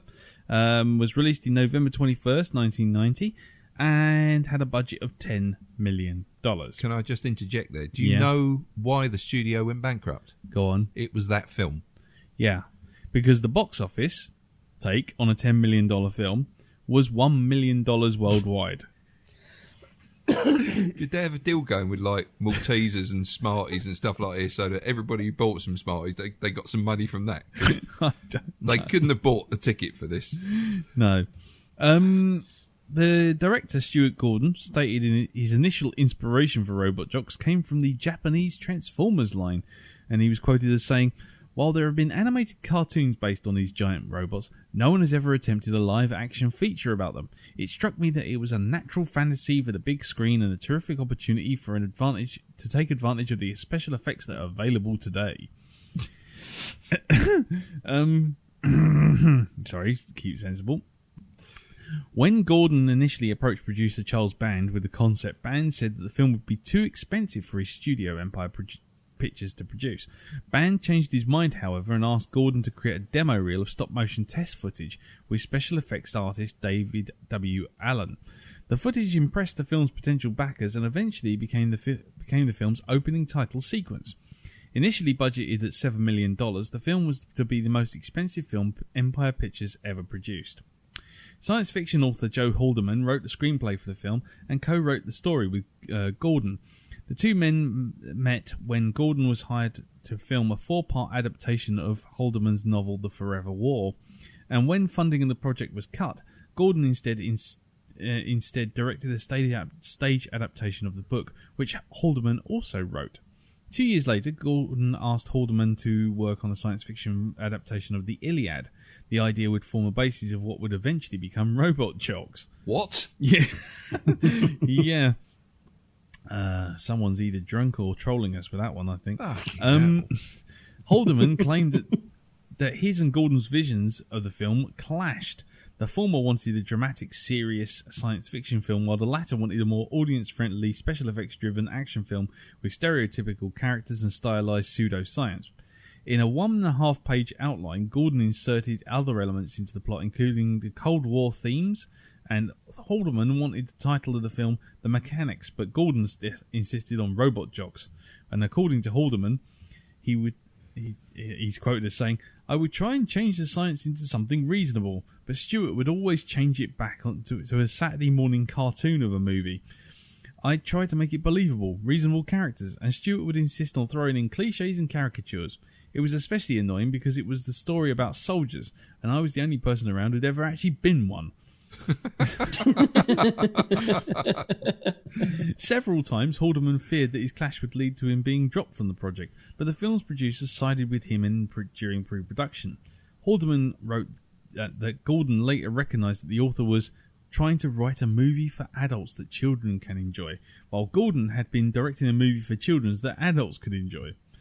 Principal photography for the film began in Rome in 1987 and ended in April. During the filming, the producers brought in Haldeman to work with the film's principal actors. Afterwards, Allen began to produce the film's special effects sequences along with Ron Cobb, who helped design the movies. Ron Cobb, obviously, working on things like Blade Runner, Alien, and all that kind of stuff. Allen chose to film these sequences at El Mirage Lake Bed in San Bernardino County, California. Bernardino? Well, fucking hell, whatever. He filmed it in a charity That shop. fella. Yeah, that's Ali. Due to its bright skies and unobstructed panoramic view. However, weather elements frequently delayed the filming, and according to Gordon, quote, "Everything that could have gone wrong went wrong. There were sandstorms, flooding, sets getting destroyed by the winds. We tried to shoot it outside, and normally you shoot miniature work in a very controlled environment. But Dave had this idea that he wanted to shoot it against real skies and real mountains and really give this thing a sense of reality. Because of the sunlight, the depth of field was such that you could fool the eye." Robojocks received little media coverage during its initial release, but the professional critics who did review it did rate it rather poorly, noting the film struggled to balance between adult and child audiences. By the time the film was released, its Cold War themes had become totally irrelevant to the United States audience, and the popularity of Transformers, which filmmakers had intended to capitalize on, had diminished.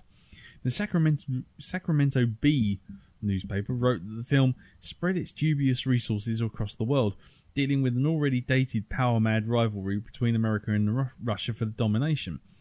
Haldeman is generally unsatisfied with the film, later writing that, quote, "As it is, I'd had a child who started out well and has sustained some major brain damage."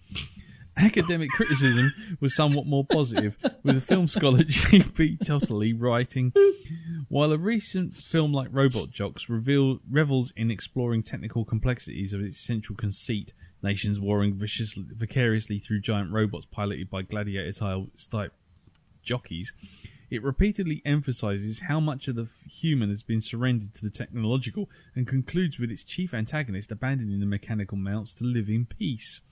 Robot Jocks, though, is just one of the great many films that depicts the attraction and promise of science and technology as essentially fictitious, dangerous illusion from which we eventually have to pull back if it's best to retain our humanity."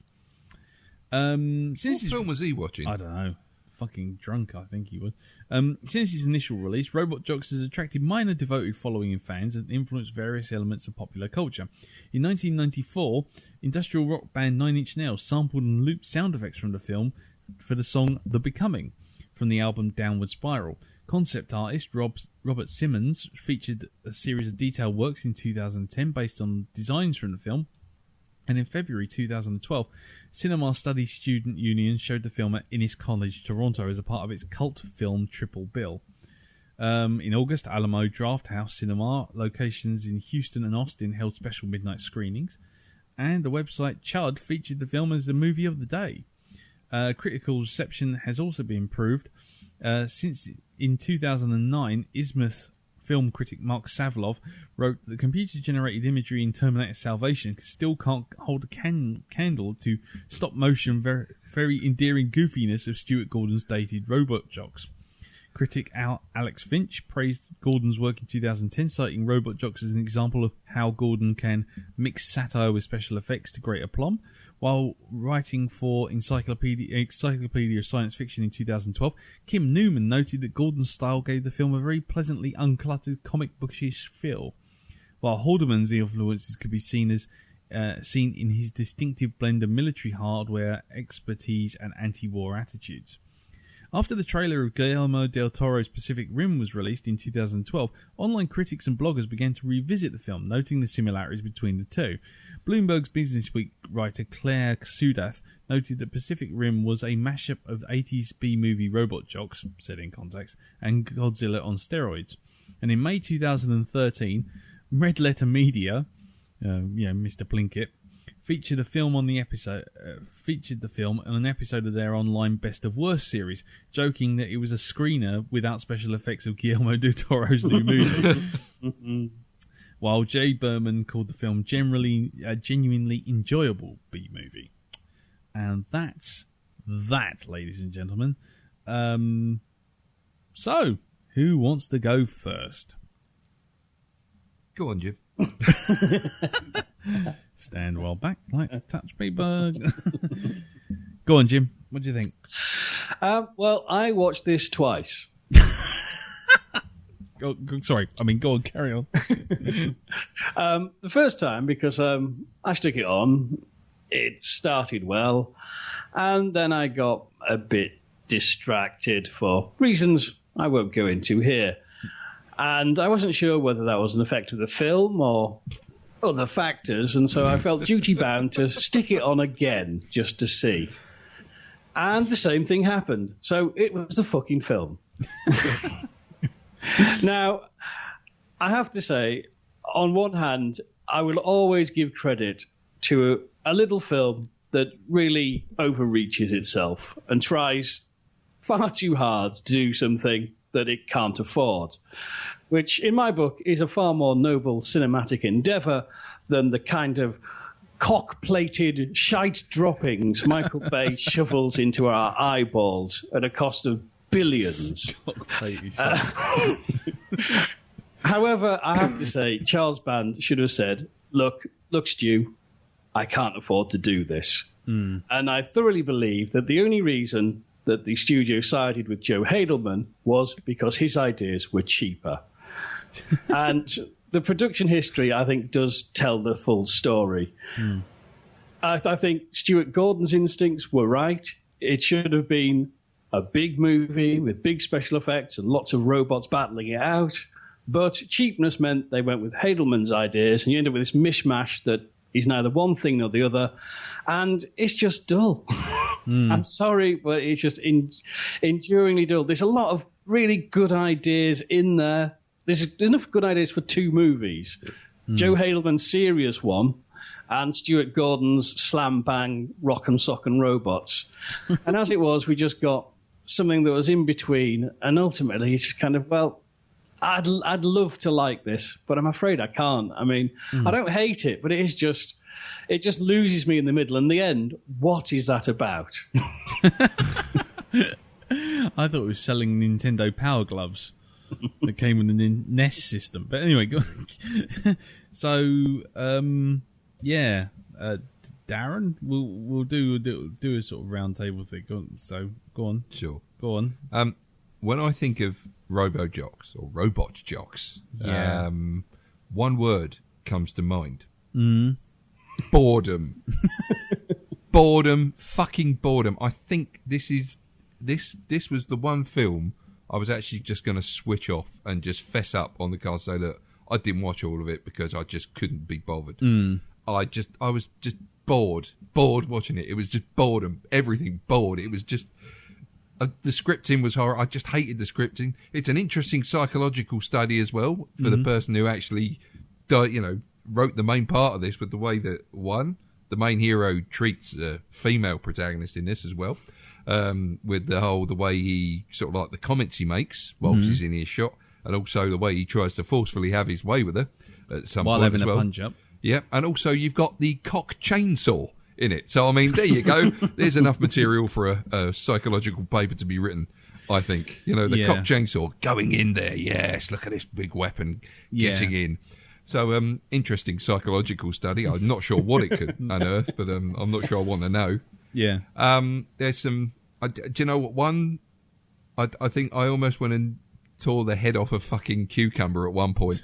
I'm sitting there watching it, and it's the ridiculous done more damage for trying to do good scene, which is where Achilles tries to throw himself in front of the mega fisting that the Russian robot is about to give the spectators. And when you look at it, he would have done less damage just letting the fucking thing go, right? I'll tell you what I'm going to do is I've got my robot. I'm going to stick it in front of this rocket-powered fist that's flying through the air, and I'm going to let it hit me in the chest because it won't knock me over, will it? Oh, fuck it. I misjudged that one. So, and then when he gets out and he climbs out of his mech and he looks around, it's seeing the cuddly toy in the wreckage. Cuddly toy, good game, good fucking game. Cuddly toy. It's like fuck me bingo. You know, it really is. Oh, there we go, full fucking house. You know? Yeah, big doe-eyed burning teddy bear. No, you can tell it's in the future as well because the robot, the actual it was teddy bear from Battlestar Galactica. It was, wasn't it? It had cybernetic implants. Fluffit or whatever it was. Muppet or yeah, Muffet. Muffet. That's it. Muffet. Oh, Muffy. Whatever. And the fucking the bloke who played the Russian obviously went to Christopher Lambert Mortal Kombat School of acting because he's laughing, or the Tommy Wiseau School of Acting because he's laughing every other line. Ha ha ha ha ha ha ha ha. Yes, I've got piles. Ha ha ha ha. Fucking hellfire. I'm sorry, it was just. And do you know what upset me more is seeing bits in it that I don't know if Del Toro had actually watched this film and thought, oh yeah. Do you know, I'm going to stick that in Pacific Rim. It's the bit where you see it punch its hands together, just like the Gypsy Danger does. And that hurt, seeing that in there. It's like, no. No, don't make me associate this with a much more superior movie. Yeah. It's, just that. So, yeah, I almost switched it off. I did go back and watch part of it again because in the end my brain gave out and just went, you're going to sleep. That's it. Just went, go. You'll be able to come back to this a little bit later and watch the second half. But all this in one sitting, it's not going to do you much good. Yeah. You know, it really isn't. No. You're not a well man. Just go to sleep. Yeah. Yeah. You still got a bit of a bus sticking out your forehead. Yeah. Indeed. So, I had to go back and watch part of it again, which was painful. But it is one of those films I did seriously want to just switch off and say, fuck this for a game of soldiers. And just not bother. Cool. I gotta be honest. I watched this film and I'm in two minds. Right now, this is going to sound really odd because I think everyone's expecting me to come out like claws bared for this film. Mega fisting. See, on the one hand, right, I thought it had nifty ideas. It attempted to world build with 7.5p budget. You know, it did. I mean, there was there's no two ways of avoiding it. You know, 1990. You know, okay, it's 2 years before Jurassic Park, so we can't really criticize the special effects too much. But stop motion was pretty much perfected by 1982. Don't forget, obviously, most of the actual sets when they're on the inside were actually made up from inside the director's flat. Yeah. I think, just put some futuristic looking shit on the wall. Exactly. That'll do. Yeah, just put some paper towels up and you can cover them up and shine some light through them. So on the one hand, there's ideas which are struggling. And like Jim says, that whole thing of like, they're trying, bless them. They really are trying. And, it's like watching old Doctor Who or watching Space 1999. If you can just go with it, you're kind of okay. And I did to a certain degree. I just sort of started laughing in a kind of maniacal way, and I just kind of didn't stop. I kind of just, it was just like, what the fuck am I watching? But then, on the other hand, for a film that's called Robot Jocks, which supposedly, according to the front cover, features lots of robots punching and fighting, there doesn't actually seem to be a hell of a lot of robots punching and fighting. There seems to be lots of people standing, sort of action figures, either side of each other, and then knocking them over. Because they don't really seem to do much in the way of a punch. They kind of, there's no tactics, there's no sort of like, oh, this, you know, you've seen Mr. Not Scott Glenn having a punch up at the beginning in his little dojo thing, another thing that sort of Pacific Rim obviously. Yeah, exactly. He's like, so you got to acknowledge that. But you know, he's doing all this fighting, he's doing all these cool things, and he's kung fuing all these tube born and whatever. And then, what's his actual fighting skill? Well, according to this, it's basically standing the robot that he's controlling directly in front of the robot the bad guy's controlling, and then they all take turns to shoot each other. until a bloke in a ref's uniform turns up and goes, right, you got to stop now. That's it. That's like two lampposts basically flicking peas at each other. There's nothing going on. It's like, what the fuck is this? I mean, literally, it left me feeling like, when I used to play with my Star Wars toys years and years and years ago, I used to stick them in the sand so they stood upright. And then if there was a laser fight, I would maybe get a water pistol and shoot them. Obviously, the other one isn't moving because I've got the water pistol and the guy is shooting from. And that's exactly how this felt. And so it shouldn't have been called Robot Jocks. It should have been called Robot Fall Over. Because that's all they did. That's literally all they did. Every shot of the robot is always falling over. And if it's moving, you only see its feet. And if it's firing, you only see its head. And in the meantime, you got this guy sort of doing sort of cheap fucking mimes, kind of moving his arms very slowly. The story is all over the place. I'm having acid flashbacks now. Yeah. There are a couple of things have just come to mind. Yeah. Sorry, And overall, on the one hand, Mr. Critical me, Mr. Non-B movie, stick B movies up your arse me, is sitting there looking at it going, this is perhaps the most pathetic thing I have ever watched. I mean, seriously, it's just leaden. The story's bollocks.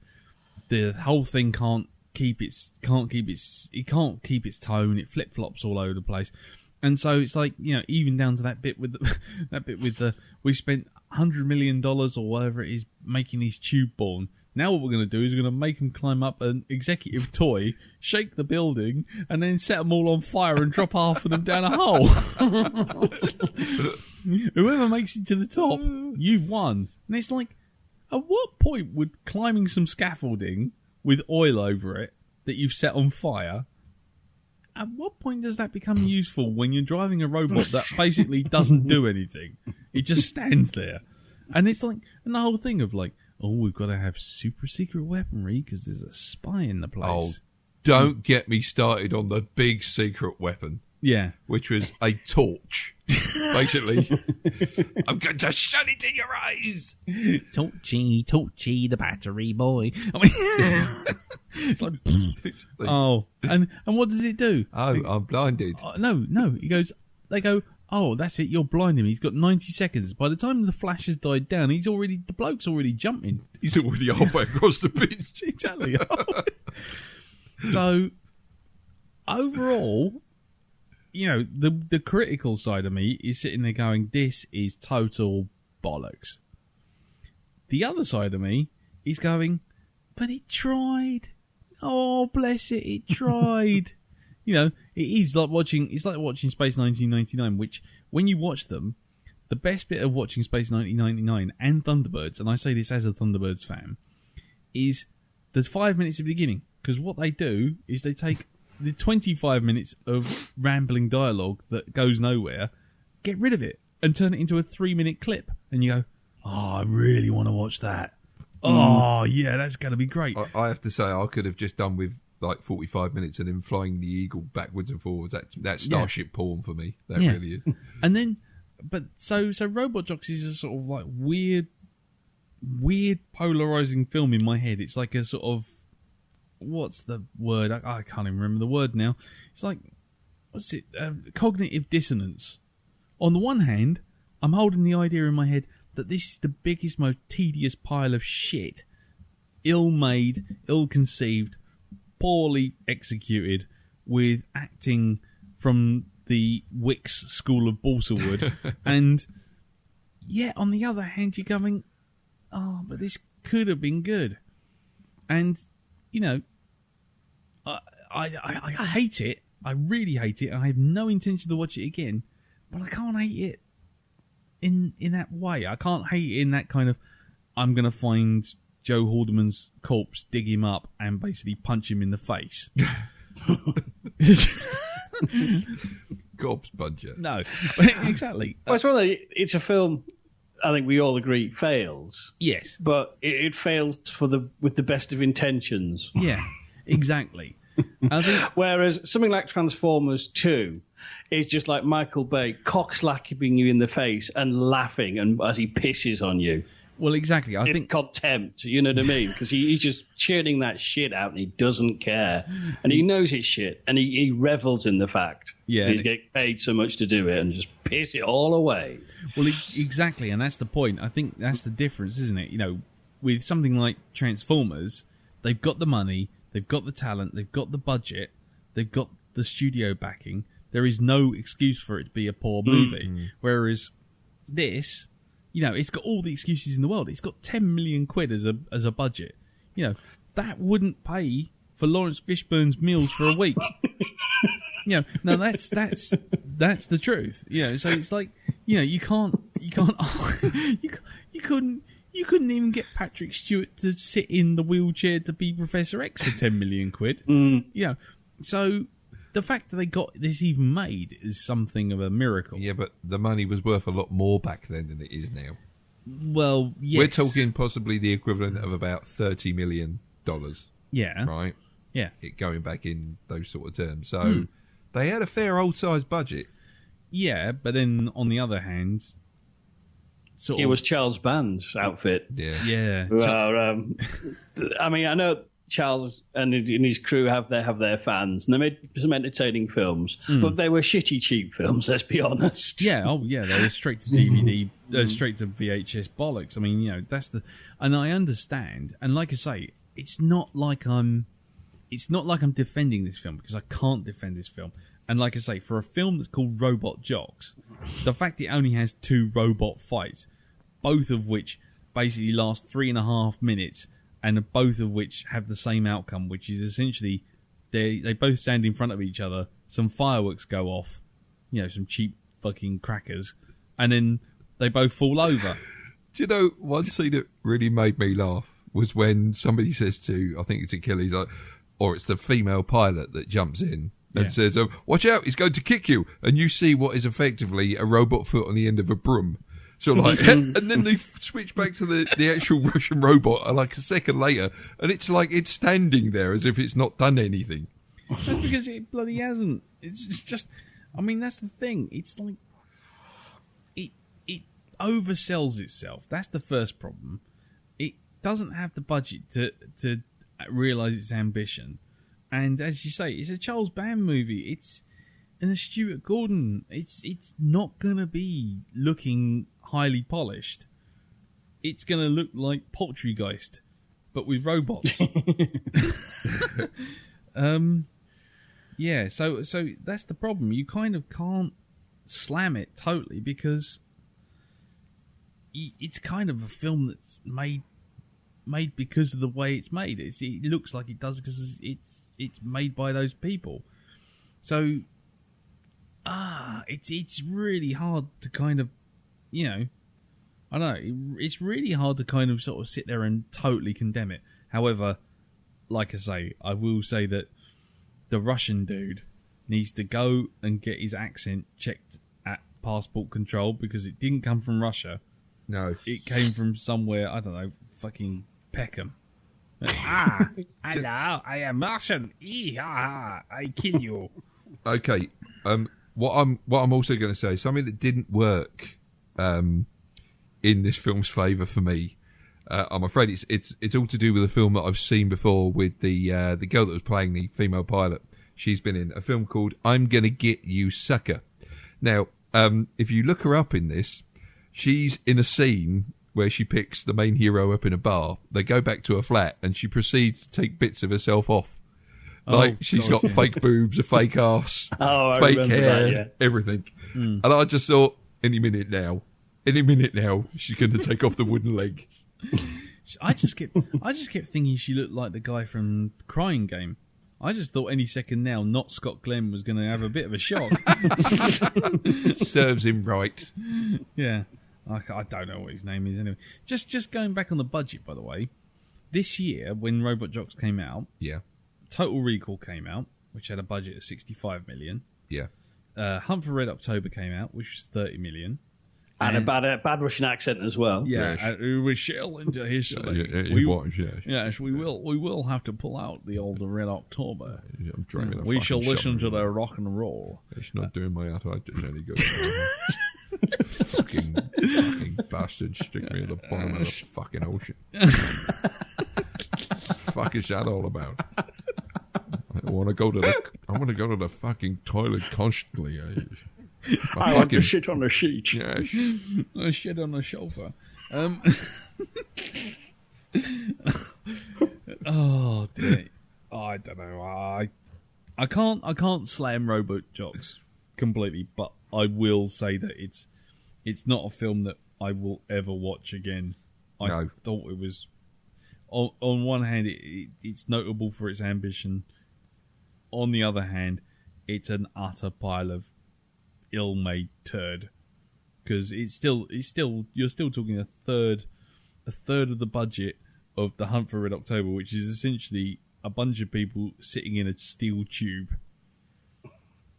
while someone pulls a motorized sub along in their bath. the rest of the there was hardly any effects in that film. Anyway, Did you like the suborbital suborbital scene where they go up and fly around the fucking planet? What the fuck was that all about? I don't know. I love the fact that they managed to even sort of like land exactly back where they took off. Yeah. As well. Yeah. So they just went up and down. It was piss poor. I mean, there's no way of sort of defending it really, I don't think, but you know. Oh wow. Also this year came out Captain America. Which one? The Ronnie Cox, Matt Salinger one. Ooh, that's got to go on a list. That's not made by the same bloke who did Robo Jocks, is it? Or Robot? That had a budget of 10 million. Did it? Yeah, that should tell you all you need to know, really, doesn't it? There's a lot less of it on the screen from what I remember from that. Dear God, the Red Skull, the Red Joke Shop. Jeez. So, has anyone got anything else to add to this film? Because for my money, it was just it was just weak. I mean, it was just weak. It was admirable, but fucking weak. Anyone? No. Silence being the stern reply. Yeah. Well, there you go. Shall we move on to some feedback? Yeah, go on then. Or yeah. Right. Okay, well, there's only a little bit of written feedback, as I can tell. So I will start off. Oh, hold on. I changed my mind. I'm going to have to forward a few on, so please hold the line. There will now be a short intermission. Albatross! Albatross! Albatross! Albatross! Course you don't get bloody wafers with it! Right, okay, so we have some feedback here, and our first piece of feedback is from Eric J., our other man in Canada. And he writes, "Crash and burn, Black Jocks, and Happy New Year to you all. Alright, I know the script is uneven, the effects a little ropey, and the acting, at times, occasionally, frequently falls short of the standard set by a 70s porn flick. But I don't care. I love Robot Jocks, and I have since I first saw it on video back in the early 90s. Even then I knew that large chunks of this were rubbish, which actually isn't surprising, as I was 29 or 30 at the time. Yes, I'm ancient, but no, I'm not a Time Lord. But there were bits that won me over because I could tell at least a few of these people working on this low-budget, no-budget film were actually trying. I think writer Joe Haldeman was trying to set up a well-thought-out post-apocalyptic world. It comes through in little touches at like the prenatal signs and the discussion that Achilles has with his pregnant sister-in-law about incentives, bigger apartment in this case, and the state is giving people to breed. Gary Graham, that's his name, Gary Graham, Mr. Not Scott. Oh, that's Scott Glenn. Right. Mr. Not Scott Gary, Glenn. not Scott Glenn Graham. Yeah, exactly. As Achilles gives an okay performance, and the thing I think Tex and the fake Russian guys are a hoot. The effects are all over the place, ranging from Power Rangers bad to Thunderbirds good, and some of the stop motion was actually quite decent. It's also obvious that creative thought and effort went into the robots' designs. Sweet Marie, that Russian crotch crotch saw, was a friggin' genius. I could review this film's many weaknesses, which for me mostly centre around the tubies. What's the point? I'm clearly in the tank for Robot Jocks. I gather from the remarks that Darren has made that he and I are on different camps on this one. I don't know how Lee and Jim feel about this, but if I'm destined to be in the bunker of shun, so be it. Environment Canada is calling for a -20 in Toronto tomorrow, -30 to 35s with a wind chill, so a nice warm bunker would actually suit me fine. Your pal in Canada, Eric. P.S. Have you checked in with your friend Herc lately? He won't have the thick, downy undercoat that naturally covers most Canadians during the winter season, so he's probably having a tough time of it. Well, thank you very much for that, Eric. And no, we haven't heard from Herc, so he's probably a Herksicle right now. But, yeah, well, we'll see. So, yeah, he liked it. Yeah, the tubies, that was the other thing I meant to mention. They were basically a bit of fucking shambles, to be honest. Especially the extra sort of like clones of the Jackson 5. Especially Tito, who wanted to come out and have a fight with everyone every 5 minutes and get his arse handed to him. He just came out with his little ringlets. It's just kind of like, my activator. And then he's like, and then he goes up to the Russian guy who basically just grabs his hands and gives him a knuckle wedgie. Twists a finger. Oh, Chinese burn! Ow! Stop it! And she was a bit rubbish as well. It's like, okay, so your idea of sneaking in and taking over the robot was to just basically walk in and climb the fucking robot out. Yeah. Nice. But again, I keep looking at that and I keep thinking of that scene in Pacific Rim when, Mako loses control of Gypsy. Yeah. When she has the flashback thing. It's something like, yeah, Pacific Rim did drag a few of these ideas out. It's quite obvious. But anyway, I digress. Well, thank you very much for that, Eric. And yes, if you want to get in the bunker, by all means, do take a seat by the fire. Bring a book. Yeah. So, Jim, who do you have next? I have Mr. Martin Thompson. And what does Martin Thompson have to say? You're right. Good evening, Lee, Darren and Jim. So then, the Pacific Rim of the 1980s. I hadn't heard of this film before. It was put on the Blackdog rota and didn't quite know what to expect. Perhaps a cheesy 80s action movie filled with great quips, action, and a power ballad or two. But no. It didn't inspire any love or hate in me. Certainly not the intense hatred Darren is probably feeling about right now. It was more of a meh than anything else. A brightly coloured piece of nonsense made on the cheap.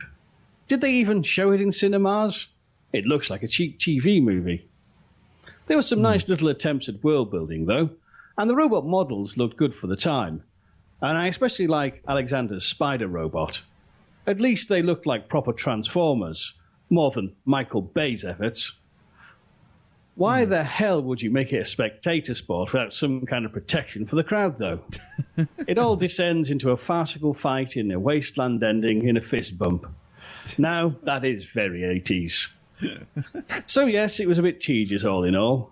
I'd have liked to see more of the robots fighting, rather than the boring build-up, which was full of the usual action movie cliches. Achilles gets a bit rapey a couple of times too. Perhaps now we have a new Blackdog phrase for disappointment, or maybe one for Jim Moon's Profanasaurus.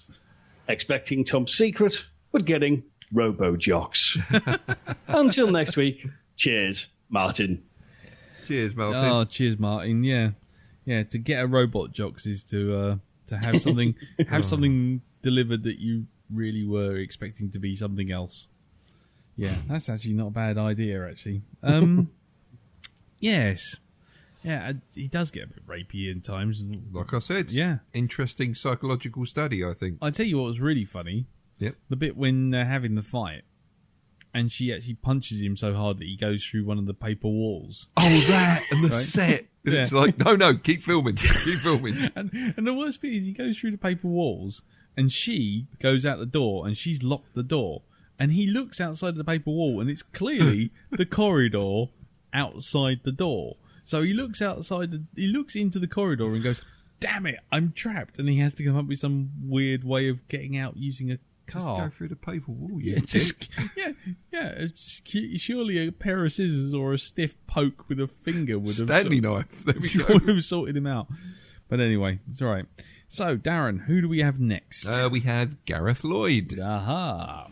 And Gareth writes, "Hello, Lee, Darren and Jim. Hey. Hello. Hey. Now, I saw this movie years ago and remember it as a piece of cheap fluff that was okay. And watching it again, it's more or less the same. It rolled along nicely, and at least it's short. It's full of cliches and quite predictable, but the ending's quite nice, with a Rocky IV style, let's all be nice to each other. I was surprised to see Joe Haldeman wrote the screenplay. You would think a proper SF writer could come up with something a little better. However, it was good fun, but what was with the music? It doesn't fit it at all, and sounds like it should be a jolly cowboy film or something. So thanks, chaps. A fun start to the Blackdog New Year. Gareth. Oh, thank you very much for that, very Gareth. much, Gareth. Yeah. Okay. Well, there you go. I can't remember any of the music that was being played, to tell you the truth. I don't know. Was it Rawhide? I don't know. Yeah. I can't remember. So, Jim, who do you have next? Next, I have His Lord High Justice, Chris Johnson, Chief Judge at the Clown Court, known as Witless for the defence. Lovely. And Chris writes, entitling his email, Robot Jockstrap. Hello, Tex Alexander and Commissioner Jameson. So, what do I think of Robot Jocks? After this rewatch, I found I don't enjoy it as much as I used to. So, I think there's something wrong with me. Or with it being close to my 42nd birthday, I must finally be growing out of shit movies. I hope not. But you have to admit, the robot fighting was 100% better than the ones in Michael Bay's Transformers. Crash and burn with a cheeky ass pat. Cheers, Chris. Sent from my arse, TM. Do you know, I will say that it didn't look like a bunch of coat hangers rolling across a floor. At least there was that. You could tell what robot was doing what. Yeah, that's because they were basically standing still in front of each other, like someone had just left them there in the sand and just filmed them. It's monk slapping. That's what it was. No, it was that that's what it reminded me of. It reminded me of that bloody video that I did with my dad attacking my nan with a Klingon war cruiser held by a sock. And the Klingon D7 being attacked by some sand darts. Isn't there like a traditional sport somewhere in England where people just stand there and take a slap at one another? Yeah. They do it like it's turn-based. What's it called? Do we know? I don't know. But Face slapping, I think. Face slapping. There you go. I'll tell you the other thing it reminded me of. It reminded me of that Monty Python episode sketch. The fish slapping with dance. the fish slapping dance, yeah. He's like, just stand there until someone brings out like a 12-pound cod and hits the other guy across the head. That's the thing. They just sat there and just stared at each other and it was like, where's the skill in just basically? It's like two tanks just standing barrel to barrel and just what? Okay, you go first. Okay, you go second. Okay, are we still standing? Yeah, let's go again. Like, that's not. Why did they even give him legs? Yeah, why bother? Why not just? I did like I'm going to sit down like some strange mecha yogi and zoom up to you in like lotus position. Bouncing across the landscape because his foot was broken. Yeah. Oh. So he turned into a tank. And the other thing was, if you've got a chainsaw whiplash thing that can saw an arm off, why wouldn't you use it again? Especially when the thing that you've done it once. Yep. And then the other arm comes in. You could have his leg off very slowly. You could just lop him. You could just lop him apart. Take him apart bit by bit. Yeah, exactly. Never mind. Anyway, yes. Right. Well, I guess we move on to MP3 feedback now. So the first piece of MP3 feedback is from Ollie Peters of the newly minted Are You Telling Me Porky's podcast. Episodes numbers 1. Right, and let's hear what Ollie has to say about Robot Jocks. Hey dudes, thought I'd just send in a bit of feedback for Robot Jocks. Now, I loved this film when I was a kid. We used to watch it, me and my brother used to watch it all the time. It's like a live-action Transformers. It was, then I watched it again. I brought it about 10 years ago, so I haven't seen it in 10 years. But, it's a little bit slow, isn't it? I'm a little bit disappointed because I'm quite looking forward to watching it, but, a little bit clunky. Not really a lot happens. The fight scenes are just shit. The robots are actually still pretty quite cool.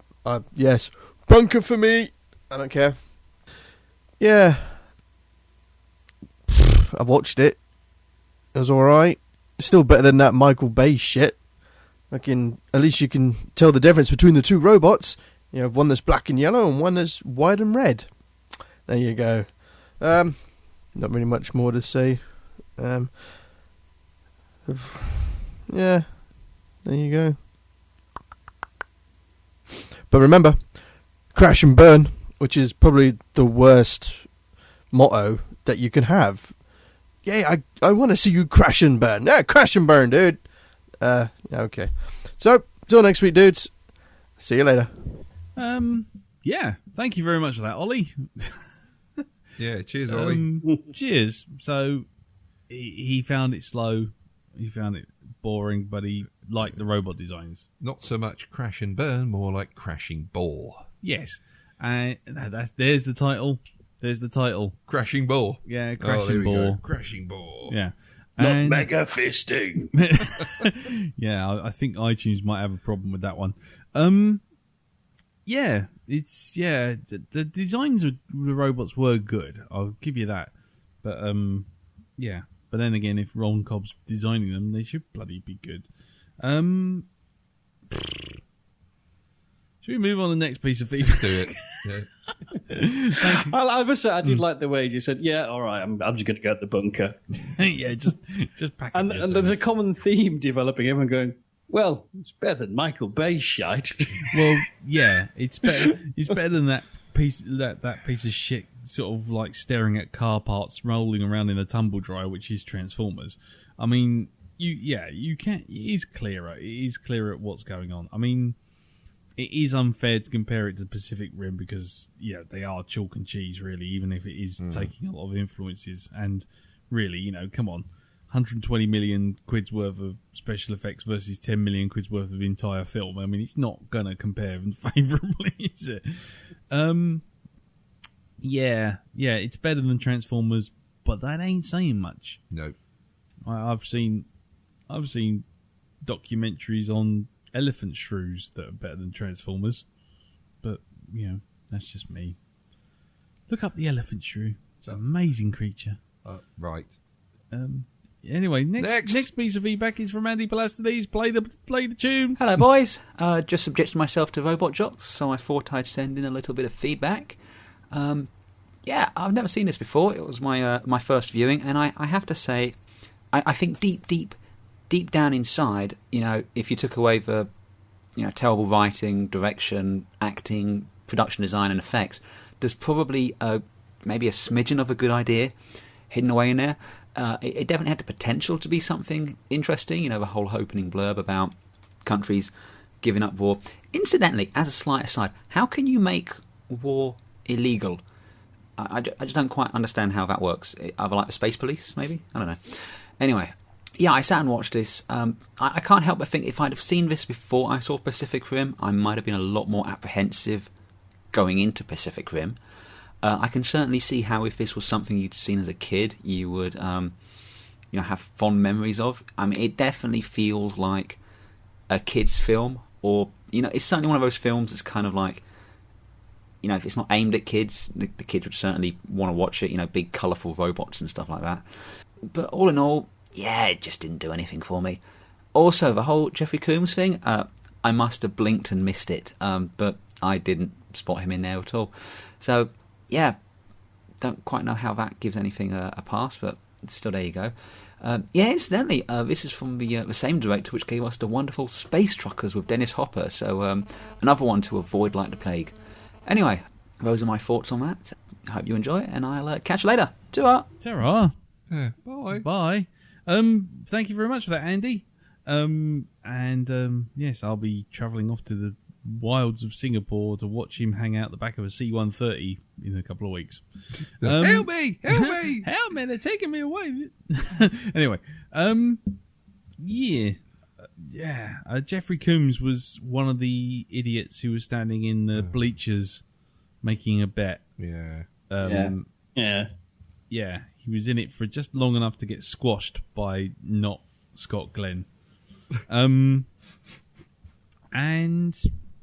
yeah, I mean, it is a big, bold kids' film of a movie, but it is trying to be an adult's film as well, which is part of the reason why it kind of feels wrong, feels bland. But as I said before, it's two big robots just falling over. Anyway, so let's move on to the next piece of feedback. Thank you again, Andy. Does anyone else have anything to add before we move on? No. No. Move along swiftly. Nothing to see here. Nothing to see here. We're not having a go at you, Andy, by the way. That's not a damnation on your feedbacking skills. Let's move on to the next piece of feedback, which is the Orgs, Peter and Anne-Marie, who do the brilliant Star Trek Next Generation podcast called The Orgcast, which you can find on Geek Planet Online and on iTunes. So let's hear what they thought about Robot Jocks.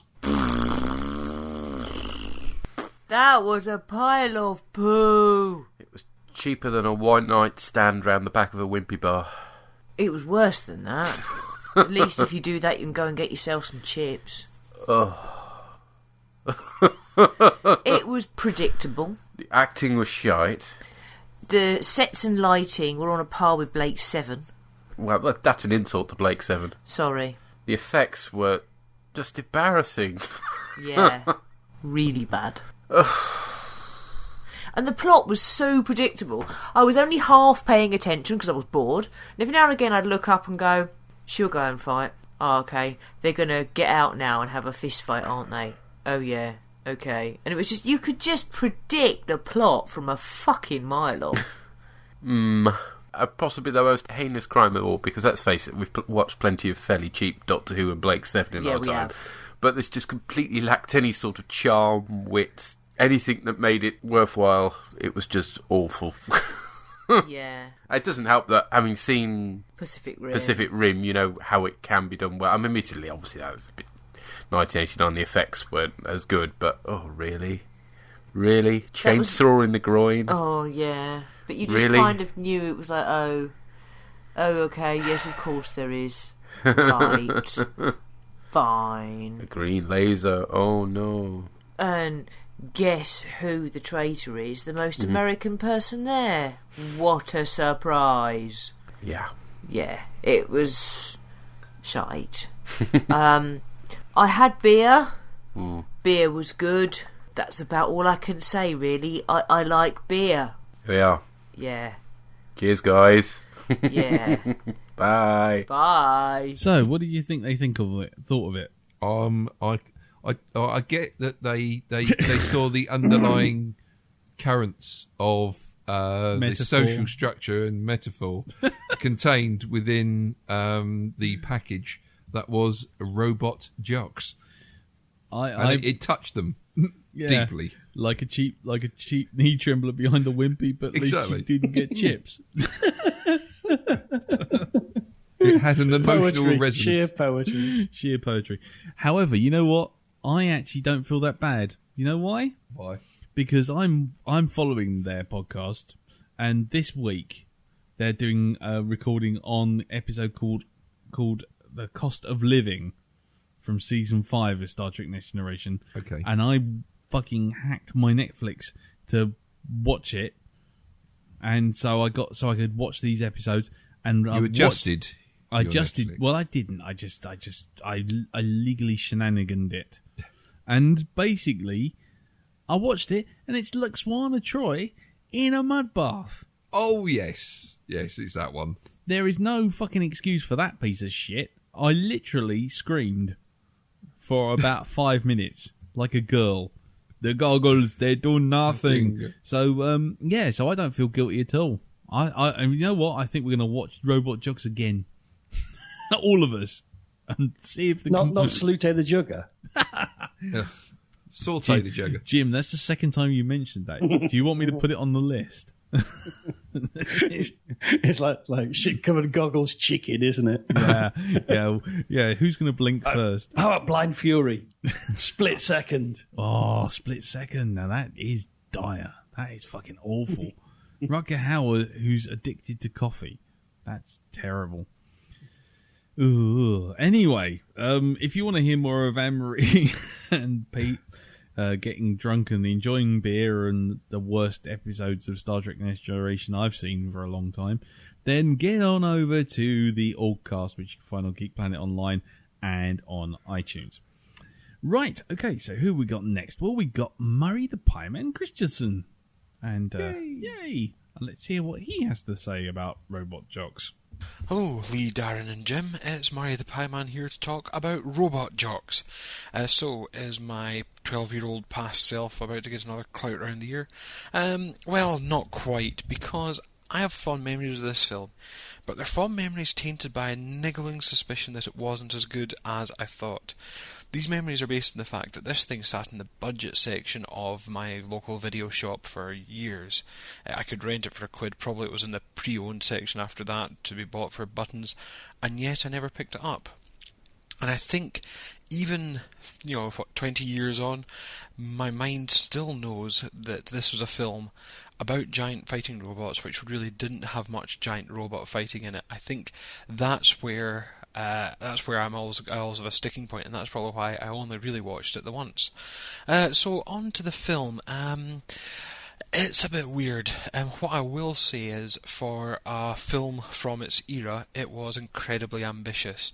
It was ambitious to have a giant robot fighting film, and really there wasn't much in the way of technology to do justice to giant robots fighting, although they do try everything from stop motion models, dodgy robot legs and sticks, and guys in sort of Power Ranger suits. They really do try it all, so I have to give them credit for that. But ultimately it doesn't look great, but like I say, you can't, this is pre-Jurassic Park, and it does look like the budget was quite poor. What does get me about the film a little more is it doesn't quite know what it's wanting to be. There's bits of it which are, is this a dystopian future? There's definitely hints of that, with even the power that we're meant to be supporting not looking entirely nice. There's, and this sort of world, is the population low? Are we over? It's kind of weird, like, there's hints of that, but it's never gone into. There's a hint that it could be kind of like a sporting movie, sort of a retired sports star comes back, or sort of the old sort of master coming in to do his one last fight, sort of a bit of Rocky, bit of, that sort of thing in it. And there's also hints of, just sort of in general, so there's a giant robot fighting film. There are things like the fight at the end with, I can't remember the bloke's name, the evil guy, the baddie. One of my complaints with that, with the way it ends, is that the baddie is seen as an absolute bastard throughout. He's an absolute arsehole. He's, laughing, he crushes his enemies, by stamping on them. But then when they come together, it's like, hey, we've had a fight, but come on, we're all sportsmen, and they shake hands on it, and it just seems a really odd ending to the film. And going through it, the acting's ropey, the script's not particularly great. It is, it kind of sags a lot in the middle. You get your sort of intro, you get your first big robot fight, and then the film kind of slows down to a crawl as we get him having second thoughts and his post-traumatic stress and whatnot, and the sort of genetically grown robot jock's training, and then we get back to sort of a long robot fight that kind of meanders about. It's not again, they were limited with the technology, but it's not particularly great. So yeah, as I say, it's maybe not my young memories fooled me. It's my young memories maybe looked at this a bit rosier, but knew fine well there were serious problems. What I would say is that taking the concept of the film, a bit of a daft concept, but I've never been against films with a daft concept, or indeed daft films. I've got a lot of love for some very stupid films. But taking the concept, etc., you could possibly do a very good remake of this modern day. This could be something that could be remade, and I think would improve indefinitely on the original if you tightened up the script, worked out what you were wanting to say in the plot, what sort of film you were doing, probably improved the character of the baddie. I think this could actually be a good film. There's a good film trying to get out of this, is what I'm trying to say, but overall, I'm not sure if it would ever. It was specs slightly rose-tinted, and all it revealed is that yes, 12-year-old me was probably right not to spend any more money watching this film, aside from the once. So, as always, do keep up the good work. It's good to see Jim there. It's nice to have a third voice on, and I will hopefully feed back on some of your later films. Until then, bye for now. Bye, Murray, and thank you for your feedback. Cheers, it's fella. really cool. And yes, it would make a bloody good remake if you ever rebooted this. I think it possibly could do, yes. I think you could. I think it'd make two good remakes. Yeah? Do the Haldeman serious script. Yes. And the original Stuart Gordon smack the shit out of each other robot script. Yeah, actually, you know what? You're probably right there, Jim. I mean, it is two films, and if you split them up, you could actually make it two bloody good films. Yeah. I think Murray's absolutely on the money with that. The one thing that came to me while I was listening to that was one other criticism thing I had in my head, which was trying to get out, and I had a little flashback while I was listening to it, and it was like he has his post-traumatic stress, yeah. Not Scott Glenn has his post-traumatic stress, and he leaves, yeah. Yep. Yeah. How long is it between him leaving and coming back? Well, because as far as I'm aware, he leaves the building. He goes has lunch. He goes and then comes back. He does. He goes and has lunch. a pint. Has lunch with his sister-in-law, and then when he's sitting there with his sister-in-law, he has a nap on the sofa. As he's having a nap, the telly comes on and says, "Oh, tube girl with big hair from Stargate bloke. He's gonna pilot this ship," and he goes, "Oh," and then up sticks and fucks off. So he's been retired for approximately about 40 minutes. Yeah. Yeah, it was just like, what? It didn't feel like any time had passed. He just literally walked in, had some lunch, which was basically a single slither of sausage, and then left. But anyway, he probably listened to his sister's conversation and thought, I'm going to be stuck with that from now on. I'm going to go risk my life back in the robot arena. I'd rather be squashed. Yeah. I'll tell you what something did make me pleased was to see that in the far future, the old classic arrow through the head and comedy beard is still a staple of vandalism. And presumably, if you pan down, there'd be the classic big hairy cock with the vintage 3 splashes. Yeah, graffiti has really come on in the last 150 years. It's really done well. It's an evolving art form, Jim. Well done. You missed out the 5-line scar and the blacked out tooth as well. Of course, yes, and maybe some freckles. Oh dear. Well, thank you again, Murray. Yeah, good feedback. Thank you very much for that. And yes, we're pleased to have Jim on. Everyone seems to be commenting on it, and we are very glad to have you here, sir, as the third voice. Yes, you certainly are. If only because then when Darren does go off on one with Robot Jocks, I don't have to run too far to tranquilise him. You can talk him down while I'm cowering the corner. Right. So who do we have next on our MP3 feedback? We have Mr. Jack P. Starro, who wasn't going to feedback,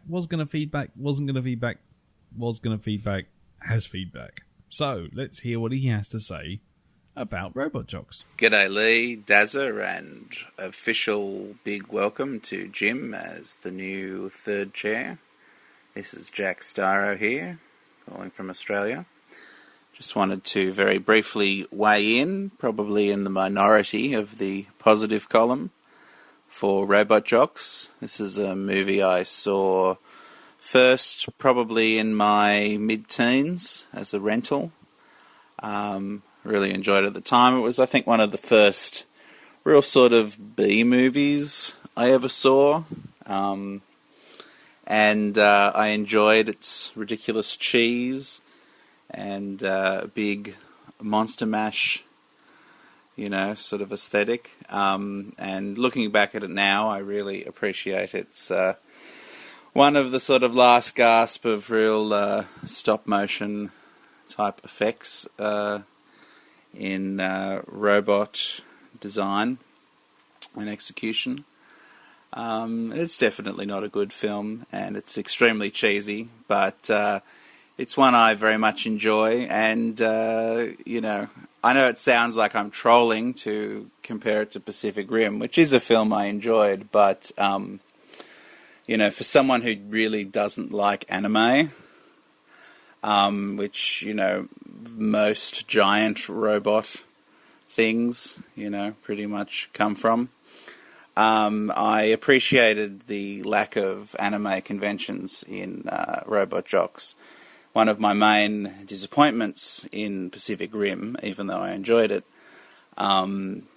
was that even though it was a lot of fun, it seemed to me very much in the vein of a lot of the giant robot tropes of things like Evangelion and so forth, which I don't care for. And, personally, I think was pretty bloody cheesy in its own right, even if it's a lot more up to date. Anyway, I still love Robot Jocks. I'm sure I'm not going to convince anyone who thinks it's rubbish, but it's a movie I still hold fondly. Anyway, guys, keep up the good work, and see you again later. Jack P. Starro, Captain of House Filth Badger, signing out. Thank you very much for that, Jack. I don't think it was quite the complete whitewash this film was supposed to be that you were expecting. But hold on, what's that? What are you showing me? Oh, yes. Woo! Sorry. Go on. No, it's okay, don't worry. We'll talk about that later. Yes. Anyway, yes. Sorry, Jack. Thank you very much for your feedback. Yes, Jack. Thank you. Yes, thank you. Yeah, I'll tell you the one thing I've noticed all the way through this, with all the feedback, including Jack's, is that the people who love it watched it at a really early age, or a relatively early age. Yeah. I definitely think this is a proper case of rose-tinted specs. Yeah, going on here, and that's fine. People who like it, there was Ollie, but they admit there's flaws, but they still enjoy it, and that's fine. I personally don't care for the movie. I think it's safe to say, but but like Murray said, it's a good film or films trying to get out, so you got to at least appreciate what it tried, even if it failed miserably, in my opinion. And it's perfectly fine to be warmly nostalgic about a movie if you acknowledge the flaws it has. Yes. Rose-tinted specs only become a problem when you can't see the truth. When you can see the truth and accept it anyway because you have a personal connection to it, that's perfectly fine. Absolutely. No, that is absolutely right, Jim. That's bang on the money, because I'll tell you what, going way back in the history of this cast itself, I wouldn't have much truck with doing, Close Encounters, because my personal connection to that film. Yeah. So I was always a bit like, I don't know about this. If someone comes out and starts giving it a kicking, I'm going to possibly react badly. But you have to acknowledge that when people bring up a criticism, it's, maybe it's genuine. Maybe they're not just trolling you. I'm thankful we did Close Encounters, because, it made me appreciate that film a lot more. So I think I saw, it's like I've seen whole chunks of it. I did see it when I was really young as well. But seeing it again, it really does show it to be just what a fantastic movie it is. So much so that I went through a couple of different versions of that film and wanted to look up more about it and stuff. So, cool. Well, yeah. So coming back to this, I mean, it's like, I don't think anyone's going to get convinced that it's a good film. And, it is a film that if you watched it at a certain time in your life, rose-tinted specs are going to be firmly attached. I just, as Jim, as you rightly said, it's got to be something you got to, you love, and that's fine. But, at least accept that it's not the greatest thing since sliced bread, because it probably isn't. I think it's also interesting that no one's actually really slammed it. No. I think everyone, to a man, to one degree or other, has said, well, it did have good ideas. It was trying and giving it due credit. And it is an influence on Pacific Rim. So Pacific Rim. Pacific Rim. I think was that the film that distracted you, Jim? Was that why you couldn't get through Robot Jocks the first time? You can tell us now. I'll say one thing about Robot Jocks: it's better than Atlantic Rim. Oh, now that is very true. Atlantic Rim, we still have to do that. We have to do that because there's your there's your traffic lights of quality. Like you got Pacific Rim for green light for go, and then in amber for not necessarily going or stopping, you've got Robot Jocks, and then in dark crimson red, you've got Atlantic Rim, which is basically saying stop, just stop. I know I was when I watched it. Fucking hell. I've seen a fair chunk of it, and I have to say, again, the whole thing when they're standing inside the heads of the robots, and it's basically someone's living room with Christmas lights. Exactly. That's basically all it is. Well, it's it's their laundry room. Well, the funniest thing is it's supposedly three different robots, but it's the same room with just different coloured bulbs. Red robot, go! We've changed the fairy lights to red. Anyway, oh dear. So maybe we should keep all this in context for when we do Atlantic Rim. I think so. Yeah. Anyway, I think that's time to wrap it up. Thank you to everyone who sent feedback in for this and for the 2014 episode, which we are still mopping up. So it just leaves it for us to go to the next week's film, which will be Top Secret. Are we actually doing Top Secret? We are doing Top Secret. Don't worry, don't worry. It is Top Secret. You're not going to change your mind or anything. Look, if you carry on, I bloody well will. Yeah? Yeah. But at the moment, yes, it's Top Secret. Les mous. Les chocolat mousse. Right. Les poissons. you Hercule Potato? Yes, I am Hercule Potato. This is my potato farm. Okay. Have you seen Top Secret, Jim? I have indeed. Fantastic. That's a good start. So, many times, I think, now, actually. So, unlike last week when we tried to do a swift recap on what we thought of Robot Jocks, which basically ended up with all three of us shrugging and then nodding off on the mic. Yeah. How does our memories hold up for Top Secret, would you say? Mine held up quite well, because I saw it back in the cinema and really enjoyed it. Being at the perfect age for that kind of classic Zucker airplane style humour. And I've seen it a few times over the years since, and it's just one of those films, it does just tickle me. It's from that opening with the Beach Boys pastiche. Oh. It pretty much has me, it claws in me from then on. Yeah, skeet surfing. Great tune. Oh, yeah, you just suddenly reminded me of all sorts of things. First wave, pull and fire. Second wave, aim it high. Third wave, pull and fire. Skeet surfing. And was it do the tears on your pillow roll down as you turn? Do they short out your blanket and make your sheets burn? You must go now, or your life will be worth less than a truckload of dead rats at a tampon factory. Now, no more. Okay. We'll go through the jokes next week. Souvenirs, novelties, party tricks. In the Virginia Slims tournament, who do you fancy for the winner at the Virginia Slims tournament? When discussing women's tennis, I always root against the heterosexual. Oh, God. Okay, well, I mean, for my money, this is the last good airplane movie, if you know what I mean. Airplane type. Yeah. I mean, Naked Gun came out afterwards, and that was a great movie, and I enjoyed it immensely, but it doesn't feel like Airplane, which was kind of like taking a genre and being utterly irreverent with it. And I don't know, when people start talking about Spaceballs being a spoof and, being funny, I always look at something like Top Secret and go, no, look at that. That's how you spoof the old sort of 50s surf movies, Elvis saves the world kind of things with a bit of musical number in there and some Nazis. You don't make cars like that anymore. Yeah, gotta hand it to the Germans. They build great cars. Ding!